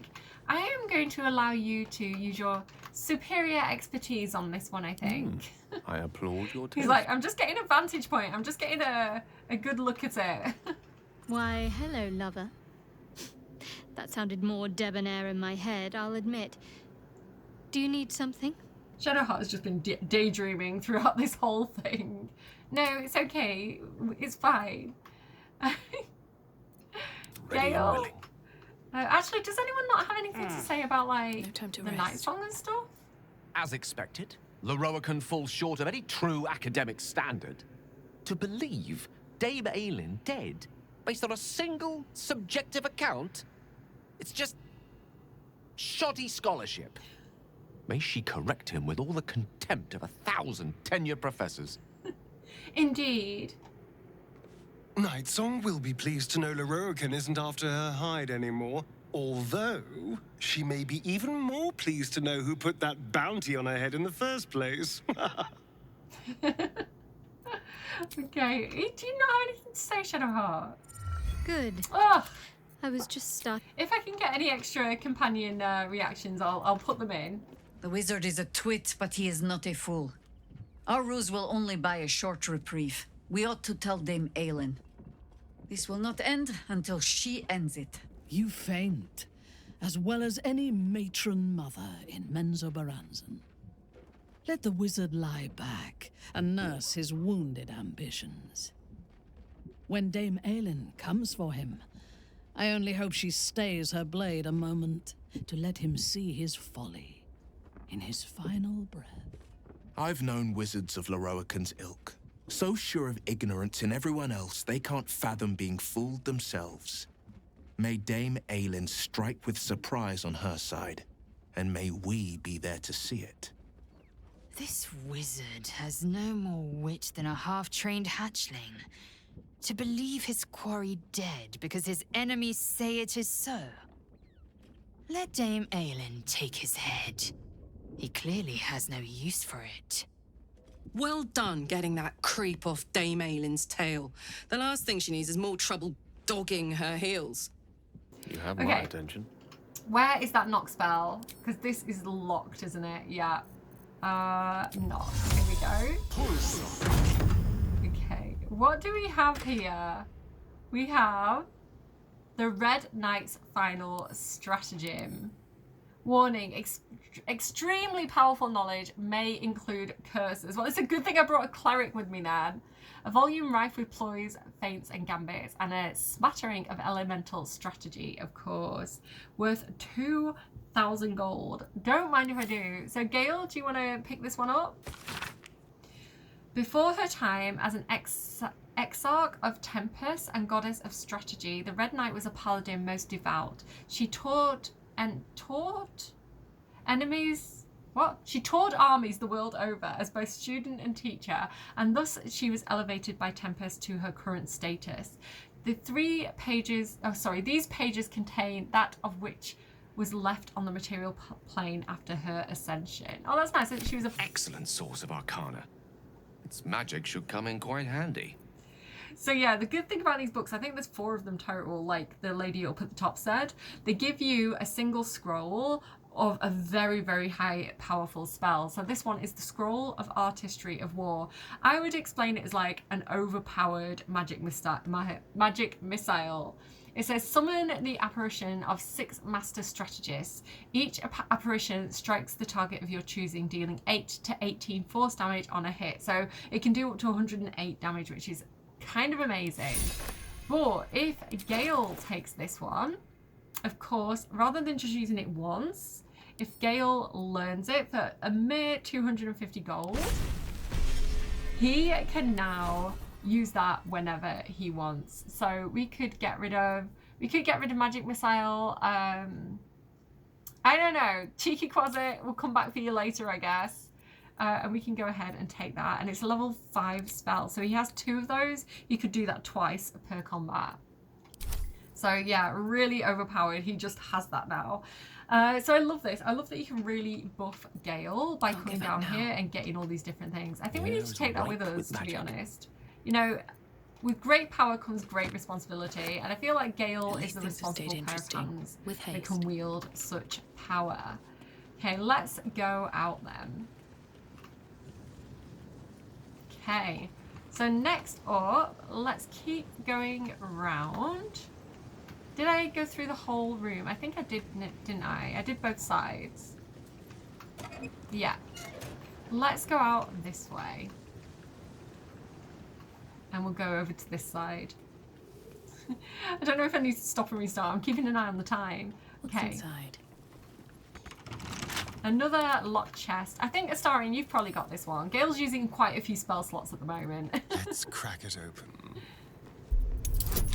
Give me guidance. Yeah. Best lockpicker in the West. What now? Not worth it. Can I get behind here? Fake wall, yay! Okay, what have we got? We have Scroll of Hold Monster, Diary of a Mage. I can feel the moments ticking by, the essence of me growing older, greyer with each chiming of the bell. This morning when I awoke, my back ached with such force I nearly cried out. Such indignities await until I can arrest the process entirely. Oh, this must be Loroakan. There are ways. I wouldn't be the first, but the night song is so near, the magic so well proven, the drawbacks practically non-existent. This is my path, and every moment counts. So he's just scared of getting older, basically, and he's trying to stop aging. I'm taking that as evidence. I'm going to show Dame Eralyne. I'm going to tell on him. Dehurst sounds like a very famous name to me, and I can't think who it is. I swear it to be true, Loroakan. I was on the very cusp of joining my fellow Mistrans for the ritual when, crash, right on top of me fell a gaggle of tousled hair and magic most strange. This is probably an event from the Forgotten Realms books or the previous game. Just then something happened that I can hardly describe. So foreign was the weave. No, not the weave at all. That ensnared me. This fellow, I didn't quite catch his name. Something with a T and a Q. Queen. Created some manner of anomaly that temporarily trapped me betwixt this world and who knows where. Tell me, have you ever heard of such a thing, Dehurst? So this is probably the magic that was trapping the night song. What else do we have? Some spell scrolls. We'll take them. The Gilded Chest. Shadow Heart. You're collecting precious jewels for some reason that will become apparent later. You can have those. We have another special book, Caution Before the Seelie. The Seelie Corps are like the Fae, like the elves, the Fae. And then there's the Unseelie. The Seelie are like the good guys. The Unseelie Corps is like the bad guys. If you've watched Critical Role, you'll probably be familiar with that Salutations. term. Yeah, I'm going to have Gale read this. Actually, do you know what? Am I going to get cursed? Examine. A text dealing with the Seelie Court of the Fire Realm. Summer, winter, and sarcastic octopus. This last may not be entirely accurate. The Fae are very trickstery.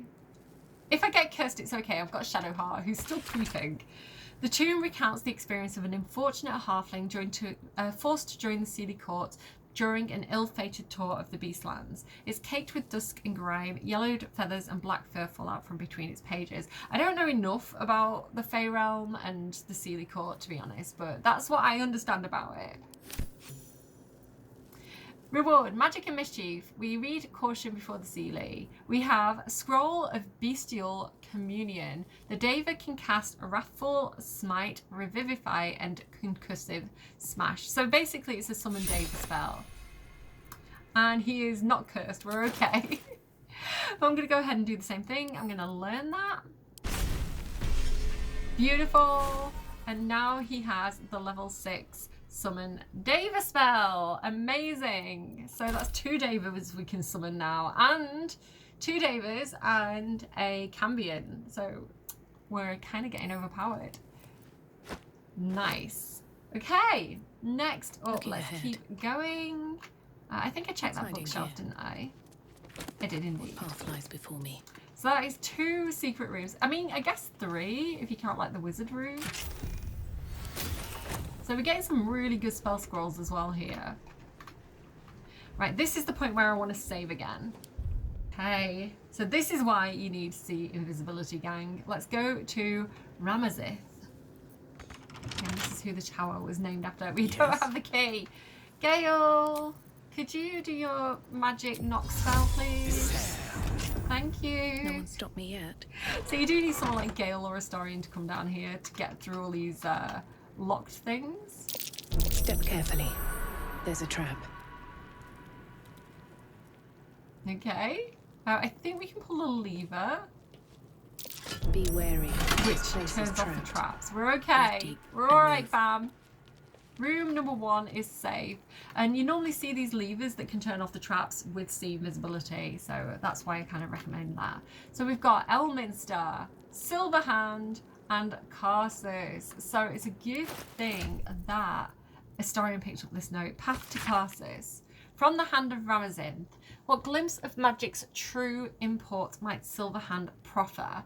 Take the promised hand and watch abjuration cross its palm.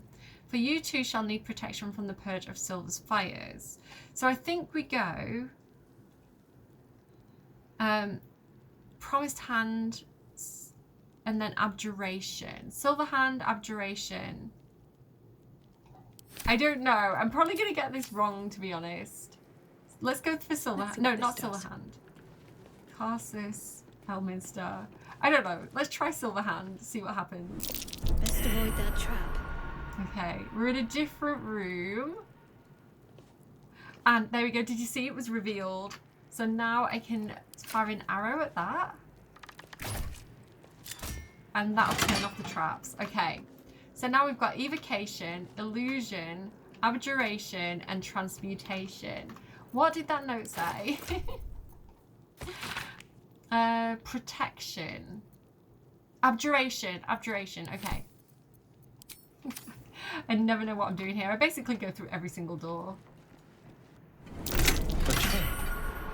And then we've got wild, demon, silver, or shadow. I assume it's silver. Oh, where did it go? Careful, I bite. Protection of silver's fires. Cross its palm. Protection. I think it's silver. Let me again turn off the traps. Okay, I think we're good. Let's try silver. Here goes nothing. Trap. Yes, we did it. Okay, it is very, very trapped though. So I'm gonna have Gale go ahead and on my way. Lead the way here. Mine. I'd better be careful not to trigger that thing. I know, right? There's like traps all over this room, so I'm gonna do 2 Karsus. So I'm gonna go ahead and, I mean, I could Mage Hand. I could jump over. I think it's probably safest if I just use an arrow to do it. There we go. Okay, hopefully we've unlocked one of the rooms now. So if I gather everybody together, What else do we have here? We've got Shadow, Wild, Demon. I think... Is this the way out, Demon? Because it's like... I don't know. Let me try it. Watch how you go. Yay! And now Carsus is open. Best be on my way. Okay, nice. You can just lockpick them, I find, but can I go through here? Is that a fake room? Where are all the fake rooms? I know there's more. I don't think this is a fake room, is it? I don't know. I will find them. Carsus's vaults. Here we go. Okay, Carsus's vault. This is what we came for, but there is more to find after this. Let me grab this. So, nice. Also this. Kisi said revealed. So now we have the Foe Breaker. Lethal weapon. I need to watch the Lethal Weapon films again. It's been a long time. This weapon ignores bludgeoning resistance. So that would have come in really handy for like... Oh, no. I was thinking of the thing of the Grimforge, but I think he was bludgeoning vulnerable. When you miss an attack, you deal 1 bludgeoning damage. Anyway, it's okay. Maybe I'll send it to Karlach. I don't know if she'll end up using it. A Great Sword +1. Some extra spell scrolls. I'm making my way over to this book, but let's just check the room first. Cool. Another great axe. Okay, I don't think there's anything too interesting in terms of the weapons on the wall. But over here, we have Magus be worn. Magus? Excuse me. It is a great paradox among our kind who so value the art of learning that we believe ourselves ever cannier than the ones who came before. If envy is the disease of the artist, hubris is that of the wizard. Though I fear my warning will fall on deaf ears, I will say it again. The closer a wizard creeps to the domain of the divine Gale, the closer oblivion creeps with him. I thought myself an equal to Mystra and devised a plan. This is from Carsus? An equal to Mystra and devised a plan to make myself her equal. I would pluck 1 strand of the weave and contain it within an amulet I spent a better portion of my years devising. How regret instantly heaved itself upon my head. And remember, when he did this, like Netheril, which was an entire city, fell and was destroyed. I was trapped within the amulet instantly and passed around from collector to curio hall for the better part of a millennium. Only now am I freed, with barely the strength to hold my quill. Can I leave this final warning as a testimony? So this is a warning to Gale to say, don't be too ambitious. We also have a scroll of dethrone, which is so overpowered, and I think this gives us another scroll of dethrone. So the Annals of Carsus. An ancient handwritten book, rebound at least twice, that reports to be notes written by the Mage Carsus himself. Much of it is in a personal wizard's cipher, but the final page is written in clear text. My great spell of transcendence is mine alone, not to be committed to ink and parchment, but I have also forged 3 supreme enchanted items that are the physical embodiments of my wizardry, and of them I shall make a record. There is a crown, an orb, and a sceptre, each nigh alive with its own power and purpose, the crown of Carsus.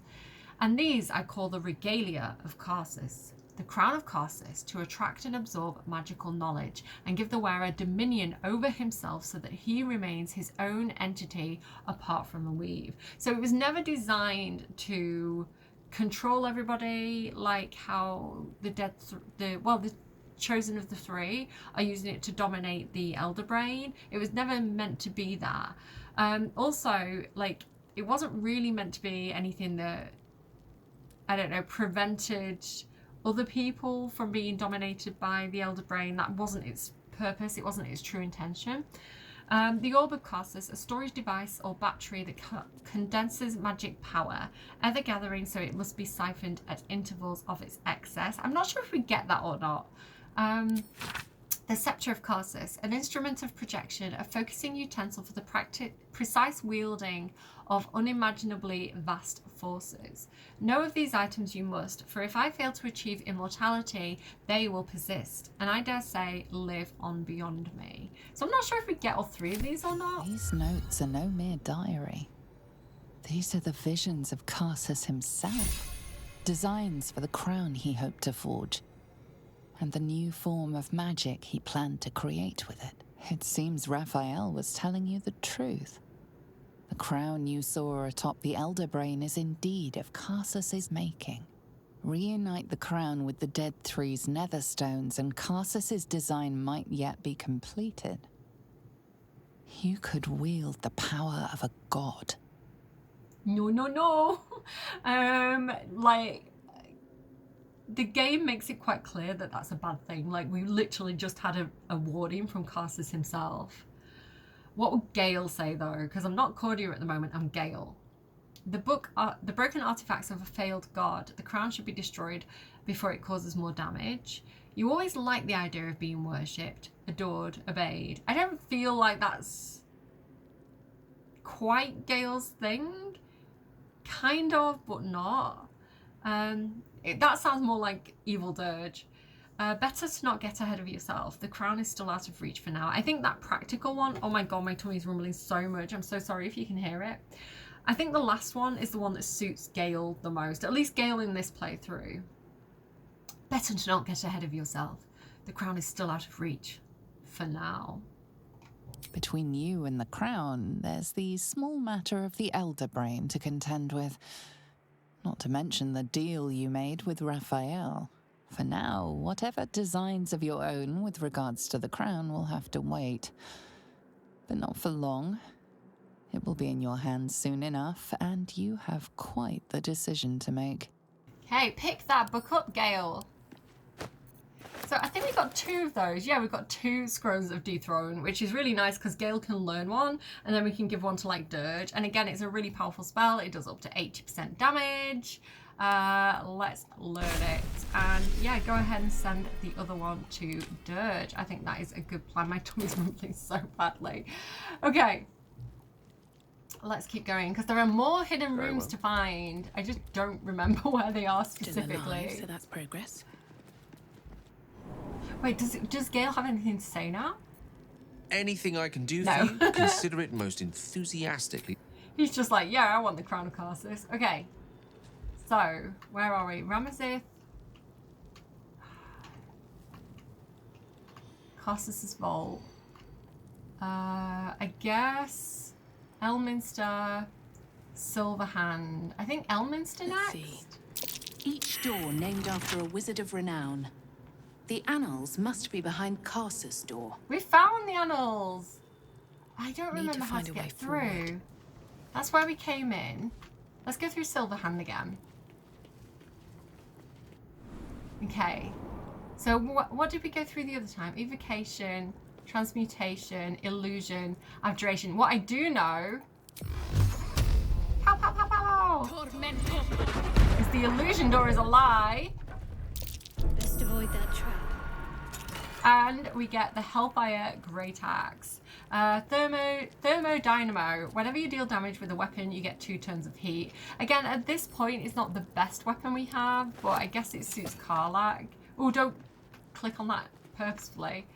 So I think we went through Abjuration last time, right? So maybe we go through Evocation this time? Okay, we're in a different room. There's the thing, so let me fire an arrow at that. Turn off the traps. Okay, so we've got Invulnerability, Gate, Wish, and Foresight. I think I'm going to try Wish. Oh dear. Someone's left a trap out. Yay! Okay, and then fire an arrow at that. To Elminster. Okay, so we need to find our way back up again. Trap. Foresight? Be cautious. Yes, okay. So that's Karsus. So this is Elminster. So we've unlocked this now, basically. Hidden room. There's probably hidden rooms that I'm missing. I don't know if I found them all. Let's keep going. Elminster's vault. I did pick up the Annals of Karsus, didn't I? Yeah. Okay. So this is the final room now. We've got a gilded chest. Don't mind if I do. Opulent chest. Pyro quickness hat. Fiery return. When you deal fire damage with a leveled spell, you burn yourself and you gain an additional bonus action this round. Interesting. Gale does like to do fire damage, to be fair, but I do like the cold brim hat. So, I don't know. Something good here, I hope. Maybe Will could also use that. Again, some really good spells there. Very high level. They do a lot of damage. Some more good stuff. Did I go for that one? And then one more book that we need to add to our No rest for the wicked, I see. Can I unlock that? No. Well, yes, because I do have the knock spell still, which is coming very useful today. I hardly ever use it because I always use like Astarian, but I think because it's so Gale themed, I want Gale to be unlocking stuff with the knock spell, and just showing off his like wizard skills a little bit more. This one is the Thatcherite Codex. So, all the way back in Act 1, underneath the abandoned village, we got the Necromancy of Thay. And somewhere along here we go. Search the cellar. Search the city for a way to finish the Necromancy of Thay. We arrived in Baldur's Gate. There must be someone here with the arcane knowledge needed to fully unlock the Necromancy of Thay. I don't know why this is in Elminster's vault. There's probably some lore behind this that I don't know. But let's have Gale have a look at the Thatcherite Codex. It was originally Dirge that read the Necromancy of Thay, so we'll pass it along to him. The pages are covered in esoteric symbols and strange runes, some indecipherable, but some strangely familiar. Your eyes are drawn to one page describing a long-lost book, the Necromancy of Thay. There are secrets of life and death known only to the Red Wizards. The Red Wizards are evil. Committing such secrets to parchment is a risk they are loath to take, lest the unworthy gaze upon them. Who better then to guard their secrets than the spirits of the jealous dead themselves? To look upon the Necromancy of Thay is to risk madness at the hands of its spirits. It's okay, we passed all those checks. But the wise traveller who can tread the line between life and death will find knowledge witnessed by precious few mortals. The rest of the entry details the precautions and risks associated with reading this text, but lays out a clear path to unravelling the secrets contained in this tome. So we can have Dirge reread the Necromancy of Thay, finish the last part, and learn whatever magic lies behind its withered pages. Oh no, he's got Thatcherite Withering. I knew he was going to get cursed. Where is it? The Thatcherite Codex. That's the one, right? We'll send that to Dirge. There we go. Shadowheart, this is why I brought you. Why is she still crouching? Do you have Remove a Curse? Here we go. Remove Curse. I'll get rid of... Ooh, what should I get rid of? I kind of like all her spells. I think I'll get rid of Spiritual Weapon. As much as I like it, I haven't been using it much in this playthrough. So I'll drop that and yeah, hopefully be able to heal Gale. Oh, don't inflict wounds. There it is. Remove Curse. Lovely. And he now has Thatcherite Vigor Charmed, I'm instead. Granted 20 temporary hit points by the Thatcherite Codex's innovating magic. Wow, until long rest. I don't think we're going to need to use that. Let's explore. I think I just wasted that, but good to know that that's the thing. Let's move. Okay, I think Seems normally I simple just leave him cursed. Oh. Okay, I think we've pretty much been everywhere now. Let's go back through Silverhand, I guess? No, yeah, I think we've done everything.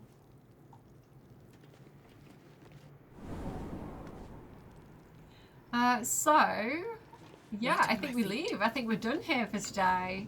Let's get out of here. We can go back to camp. We can have Dirge read the Necromancy of Thay again and the Thatcherite Codex. We can have, we can go and talk to Dame Eralyne and tell her about Lorokan and what his plans were for her and see what happens there. I'm sure nothing could possibly go wrong. Maybe we'll have a little smoochie as well with Gale, who knows? Okay, time to get out of here. So, I guess I'm gonna crouch and open the door. And I guess it doesn't matter if we get caught now. Wandered into a forbidden area. You sense it might be time to leave. My humble apologies. It was a transportation spell gone wrong. I shall remove myself immediately. There we go. Let's head out. Moving ahead. I just want to have one last quick chat with Roland just to see if there's any extra dialogue that might have popped up. How can I help you? No, nothing extra. I thought we might be able to convince him to, like, leave Lorokan because he's evil. I hope there's nothing troubling you, my dear. Why is he being so nice? It creeps me out when the story is nice. I'm not used to it. Hello, there is a new wizard on the scene. Elminster? What is he doing here? Hi. Elminster? Oh, hello, my boy. No, don't mind me. I'm just enjoying a lungful of Baldurian air. Yes, a distinctive aroma, though perhaps not one worthy of bottling. Tell me, what cheese. Curiosities have you and your companions discovered within the walls of this esteemed emporium? What's that say? 10 minutes. Sorry, I was just looking at my timestamp. Well, we found that you had the Thatcherite Codex, sir. You definitely kept that a secret from us.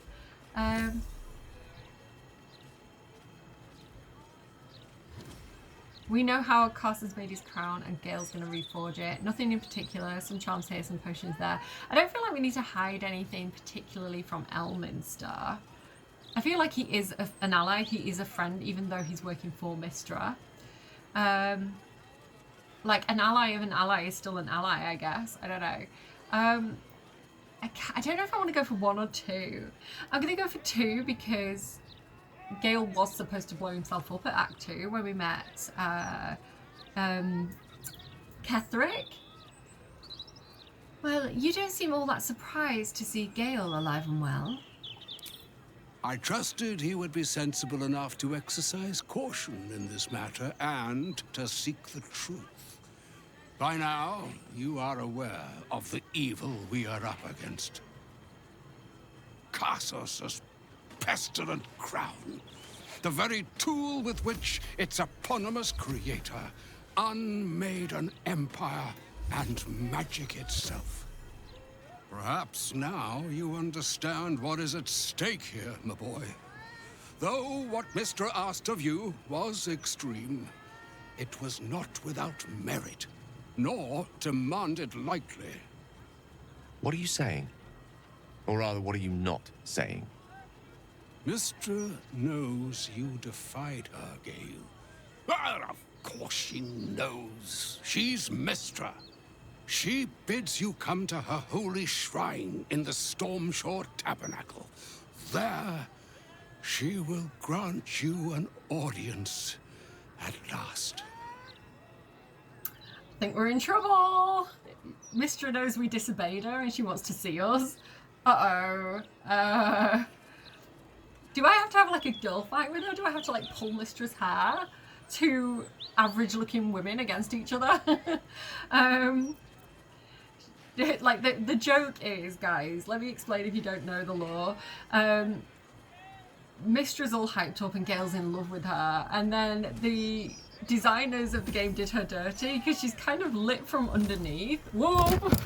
Okay, are we all good? We're all good. Let me use this one. She's kind of lit from underneath, which is not the most flattering of all lighting. So yeah, she's surprisingly not as attractive as you think she'd be in the game. Yeah, so that's kind of like the running joke. But I like that about Gale, you know. He likes her for more than just her beauty.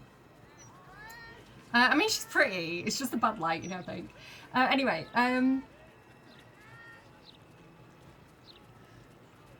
we can be defensive. Mistress done Gale enough harm. We don't owe her anything. He's my boyfriend now.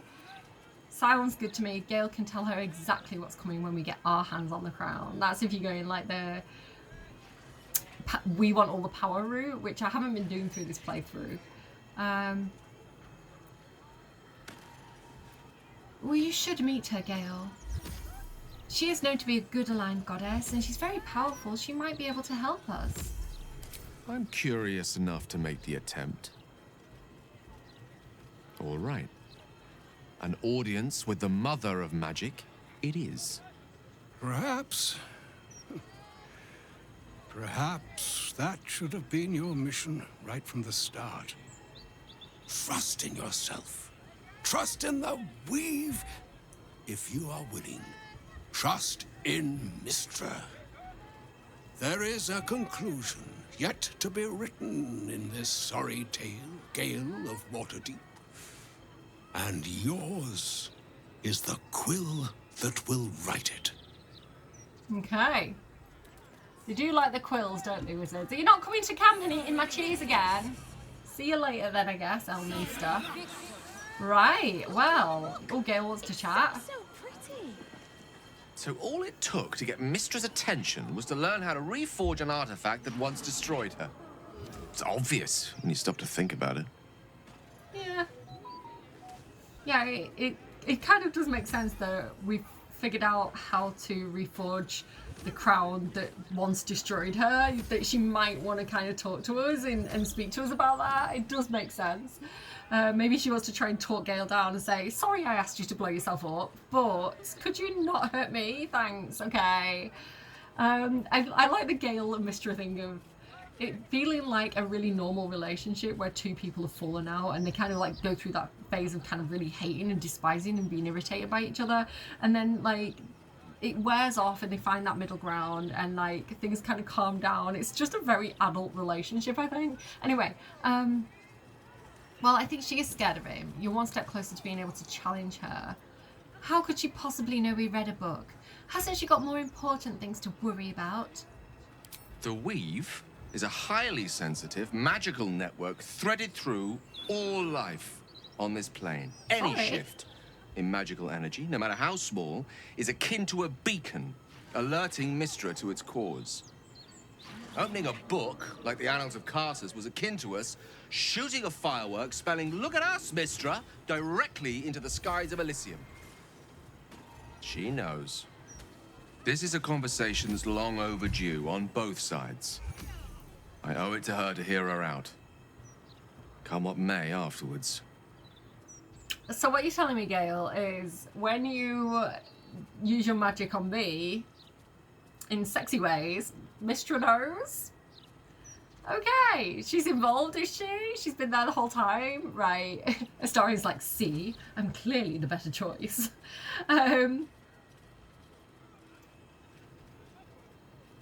Why bother? She's obviously just annoyed you read that book. Not yet, but soon. Very well. But it does not serve us to tarry when a summons from the heavens is waiting. I do agree, but I think we get more content if we long rest first. Astarian? So, Mistress requested a chat with Gale. Unusually polite for a god. I do hope it goes well. We've pissed off enough gods already. That noise in the background. Right, well, who have we pissed off? I've pissed off Lolth. Who else? Shaw is quite upset with us, yes. I do see your point. Well, let me go in here a little bit because it's loud. Just getting away from them a tiny bit. Poor Gale. I hope he knows that a goddess abandoning him needn't be the end. I know from experience. I mean, he's right there. You could tell him yourself. He's like literally here involved in this conversation. Shadowheart, I know you're forgetful. I know you gave your memories over to Shah, but really, you're awfully dopey today. Okay, we'll talk about the Sharans on a different day. Don't worry, you will get your episodes, Shadowheart. We're going to do your quest. Let's head back to camp. I think that is the best course of action now. We'll see what everybody's got to say about that whole situation. We'll long rest. Maybe we'll have another chat with Gale, and then we'll call it for here. Oh, we also need to tell Dame Eralyne about Loroakan. Okay, let's see what everybody thinks about what's happened so far. Jaheira.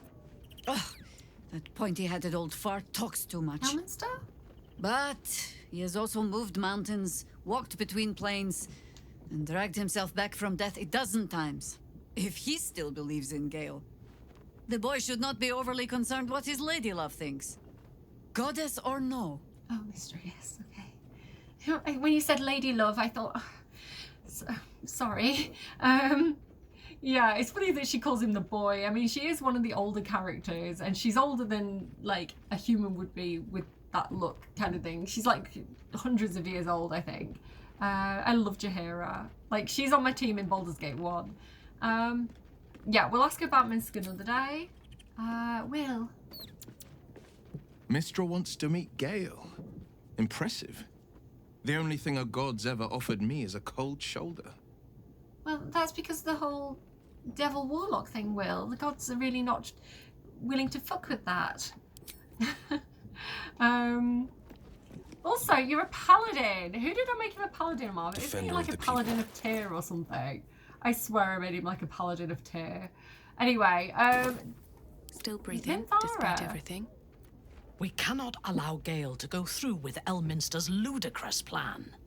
Destroying the Absolute before we fully understand it would be madness.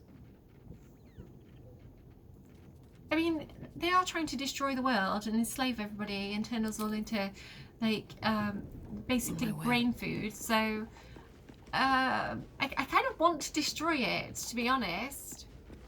I don't think Withers has anything extra to say, does he? Let's check. What is she doing in that corner? Fate spins along as it should. Dost thou require? Dost thou require? No, he hasn't got anything new to say. Oh, we can ask about Arabella, though. Lae'zel. The mother of all magic, they say. Let us hope Mistra brings Gale good fortunes. Yes. It would be helpful to have a goddess on our side in the upcoming fight. Is that my cat? Interruptions! Here we go. I've brought the fat babby to say hi. He's had a poorly eye. I don't know if you can tell. He's had to have antibiotics this week. You can give your mummy kisses. What's that on your paw? You've got grotty stuff on your paw. You're such a good boy. Oh, you're such a good boy. Oh, come to some mummy cuddles. Did you get lonely? You say hi. I'm gonna let him go. Oh, Karlach. I couldn't help overhearing what Elminster said to Gale. Not every day a god asks for a chat. Hey, maybe I'm invited too. I can be the muscle. Maybe. Let me know. Do you want me to take Karlach when we go to the Stormshore Tabernacle? Let me know. Oh, was that in the way the whole time? Damn. Astarion. I think we've already talked to Astarion, right? Yes, love. Yes, love. I don't like it. It's weird when he's like not being salty. Gale. Whatever you need, you only have to ask. Anything extra we can say to him? Oh, okay. I might actually save that for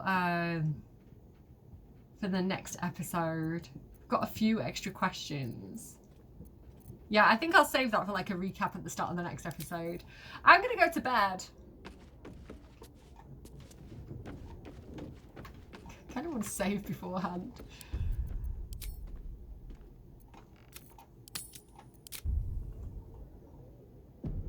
Okay, Okay. Are we going to get some Gale smoochies? Maybe. Although he's thinking about his ex quite a lot, so I don't know. Long rest. Okay, no jump scares. Yeah, Gale does want to talk. Is it only Gale that wants to talk? Anyone else? Do you know what I've not done? I've not spoke to Dame Eralyne. I'll talk to her in the morning. It's fine. Okay, Gale. I must admit, the crown of Karsus has occupied my every thought since we learned of it. I had noticed. If we can seize it and use it, the possibilities are endless. Yeah, you haven't uttered a peep one way or the other about it. The power to change the world, it may be within our reach. You must have an opinion, surely. Well, the thing is, Gale, it's just hard to get a word in edgeway. You're just so preoccupied, and every time I talk to you, you're talking about the crown. So really, I didn't know you valued my opinion at all, but such power will only prove dangerous. You should forget it. Do you know what? If anyone was going to be a god, if we were going to ascend anyone in this playthrough, I feel like Gale is the most capable of handling it. I don't know what to say. How can I respond to anything so immense? It's beyond comprehension. I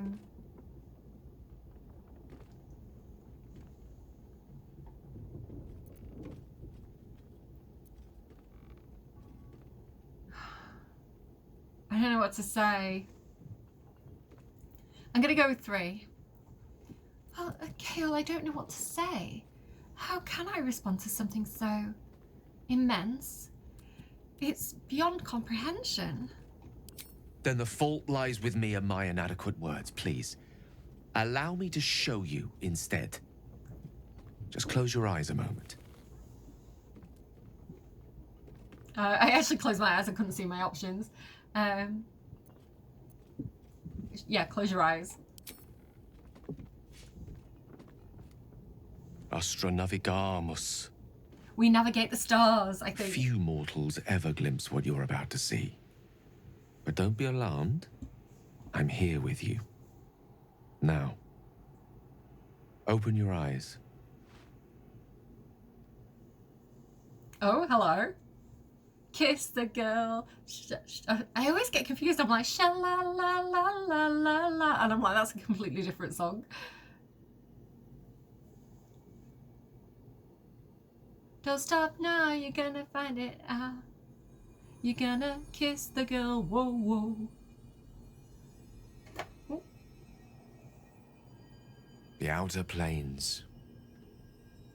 This is where gods dwell.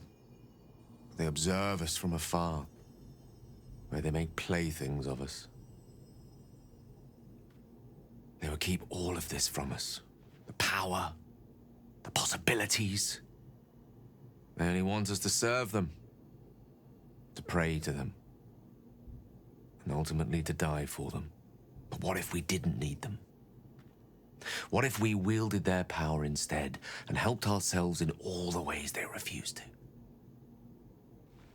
I could make that happen. I could make this illusion a reality, with you by my side. She looks so intense. She looks like she's gonna bite him. I've romanced Gale as like, because obviously I've got the polyamory mod in at the moment. I think on my first playthrough I romanced Shadowheart, on my second playthrough I romanced Gale. And it's so tempting because he's so convincing and like so reasonable. Like it does make sense. He's like, the gods play with us. They tell us to do their bidding and then they cast us away like we're nothing. Like, what if we take that power? What if we're more responsible with it? But like all the warnings say not to do it. And if he defies mystery, we would have more enemies. I think Cordia would be most likely to say, but I don't need the stars, Gale. I have you. Then have me. But have the best possible version of me. This is the best possible version of you. Tadpoles, the orb, these threats to our existence. The gods could aid us if they wished, but instead they cower behind Io. So let us act ourselves.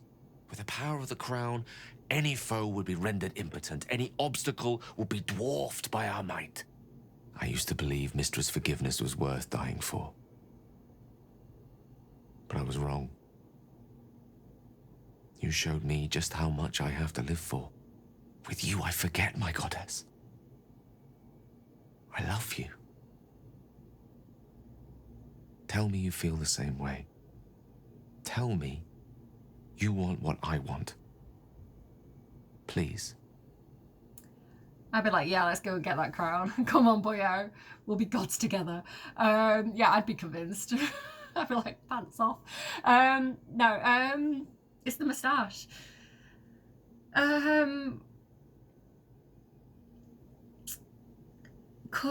Cordia constantly warns against the powers and things like that. We've just had this with the Astarion. So here where it says Mistra herself was once mortal, the power would corrupt you as you believe it corrupted her, I think is really suitable because it ties back to what we've just experienced with the Astarion, where we were talking about that cycle of abuse with I can't remember his name now, the guy who turned Cazador, and then like his rules, and then Cazador using those rules on Astarion, and then Astarion getting indoctrinated, and almost that cycle of kind of like them kind of like being mean and corrupted and abusing each other. And it's kind of like we broke Astarion out of that. We were like, you don't have to be that mean thing to be safe, you know? Like there's other things that can keep you safe, like your allies. I love you, but for the man that you are, not the god that you pretend to be. That's a really nice one. I think we're going to take the sorcerer option. Gale, Mistra herself was once mortal. The power would corrupt you, as you believe it corrupted her. It won't. I swear to you. It's merely a tool, a means to an end. And like he really believes it, right? He really, really does believe that about himself, that he's not going to change and that he is capable. But again, that is part of the wizard's ego, right? The wizard's hubris, which again, we've been warned about in this episode.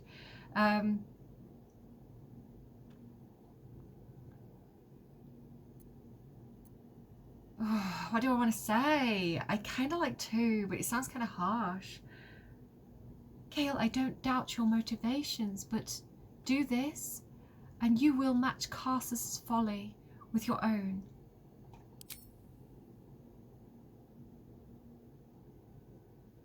What more is there to be said? Did we miss something there? Did we have like something cut out?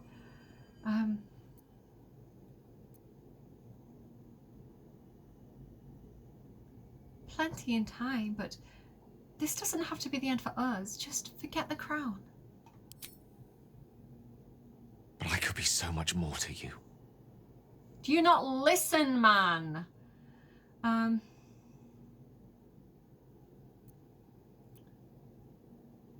we kiss him? I like you're already everything that I need you to be. I hope you're right. I truly do. Godly power, perhaps I can live without, but you? You're everything. Oh, we got the kiss anyway. Nice. Oh, no, maybe not. Don't stop now, you're gonna find it out. You gotta kiss the girl, woo woo. There we go. We got the kisses.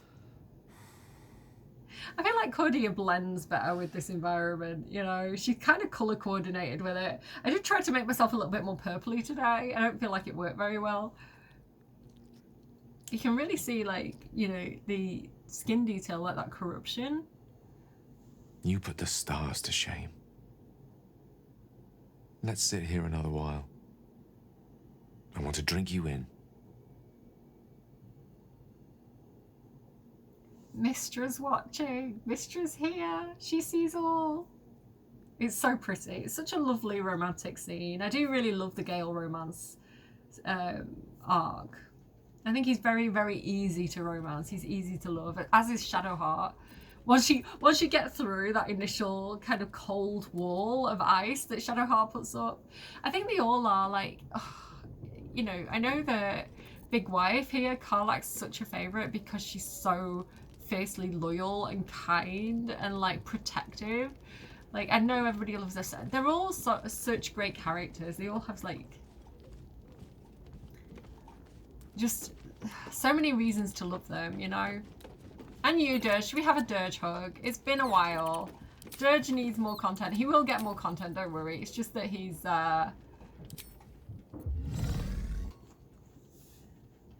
it's just that a lot of the storylines progress so far that other things become harder. So I like to do things in a particular order so as not to kind of like have the city on fire as we're trying to kind of like do the companion quests and things like that. So yeah, there we go. And I also don't want to get locked out of anything. So again, you do have to kind of do things in a particular order because doing one thing can lock you out of another thing.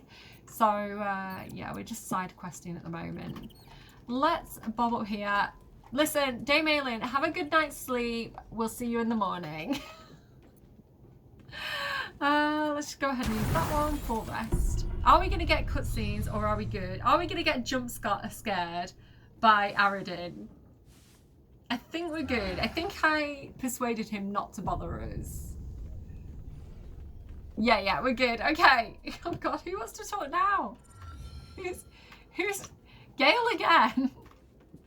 I'm going to talk to Gale in the next episode. I think we're going to leave it here for now. That feels like a good spot to leave it. Let me just quickly see.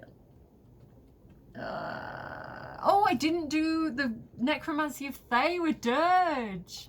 Wait, we need to do that before we close out the episode. Let me get Shadowheart to do. I feel like we're going to have to pass a check, and I assume it's going to be Wisdom. I might be wrong, but let me try and give him Owl's Wisdom, and let's just see if that helps. Must lug my guts through this Dirge, hell. can you please read? I mean, I'll get you to read the Thatcherite Codex just so he's done it, and then we're going to try and read the Necromancy of Thay again. Here we go. Let's try it. Fingers crossed this works. The book radiates power, but the words you read in the Codex echo in your mind, guiding your eyes safely across the page. The once indecipherable glyphs now feel dangerously familiar, promising unholy power to those who can take it. Okay, we've got a saving throw. It doesn't say what it is. Wisdom, okay. Wait, why have I got disadvantage? Why have I got disadvantage? Steeped in bliss? What is that? Wait.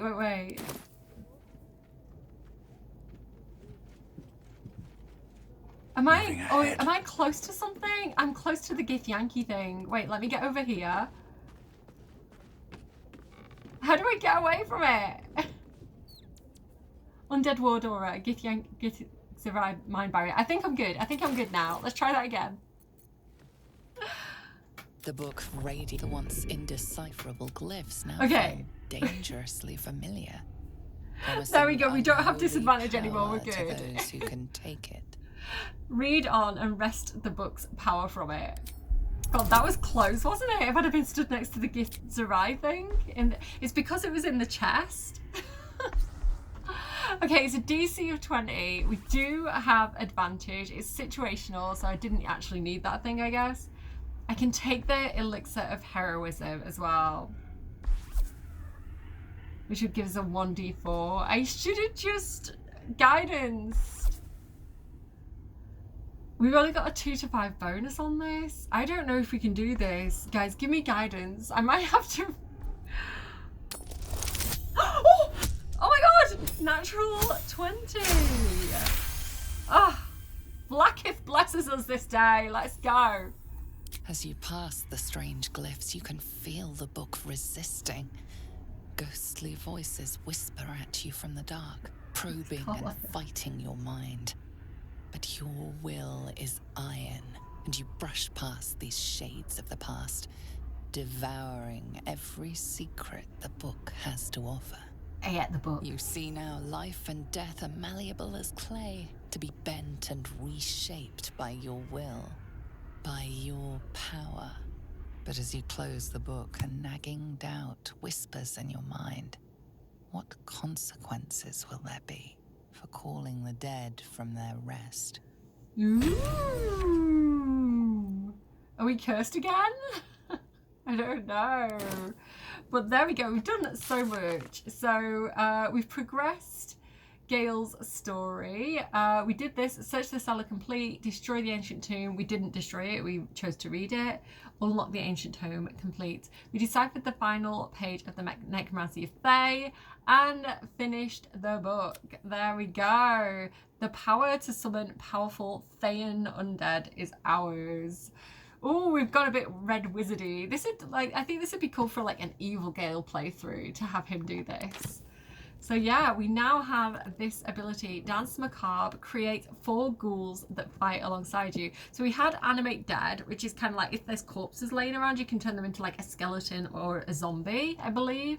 And then Dance Macabre is, yeah, so you just kind of go like this and click on the ground and you have like 4 ghouls that you can just like lead around with you. So it's quite a powerful spell. You basically have 4 extra people if you're going into a fight, which could come in handy with Dirge for a fight that's coming up eventually. But yeah, that's pretty much what we've got going for us today. So yeah, like, that's it. I'm gonna go. I'm gonna go and edit this and hopefully get the video up on time. I'm so sorry. It's probably gonna be late. I'm not gonna lie. But thank you for joining us. Me, myself and I, me and Dirge. Yeah, in the next video, I'm gonna tell Dame Eralyne all about Lorroakan. Maybe we're going to go and confront Lorroakan about what he's been up to, and we'll head to the Stormshore Tabernacle to go and speak to Mystra and see what she wants. And that's the plan. I will see you next week, hopefully, with my very wibbly recording schedule. Yeah, I'm going to go. Leave a like if you liked, all that good stuff, and have a good week, friends. Bye.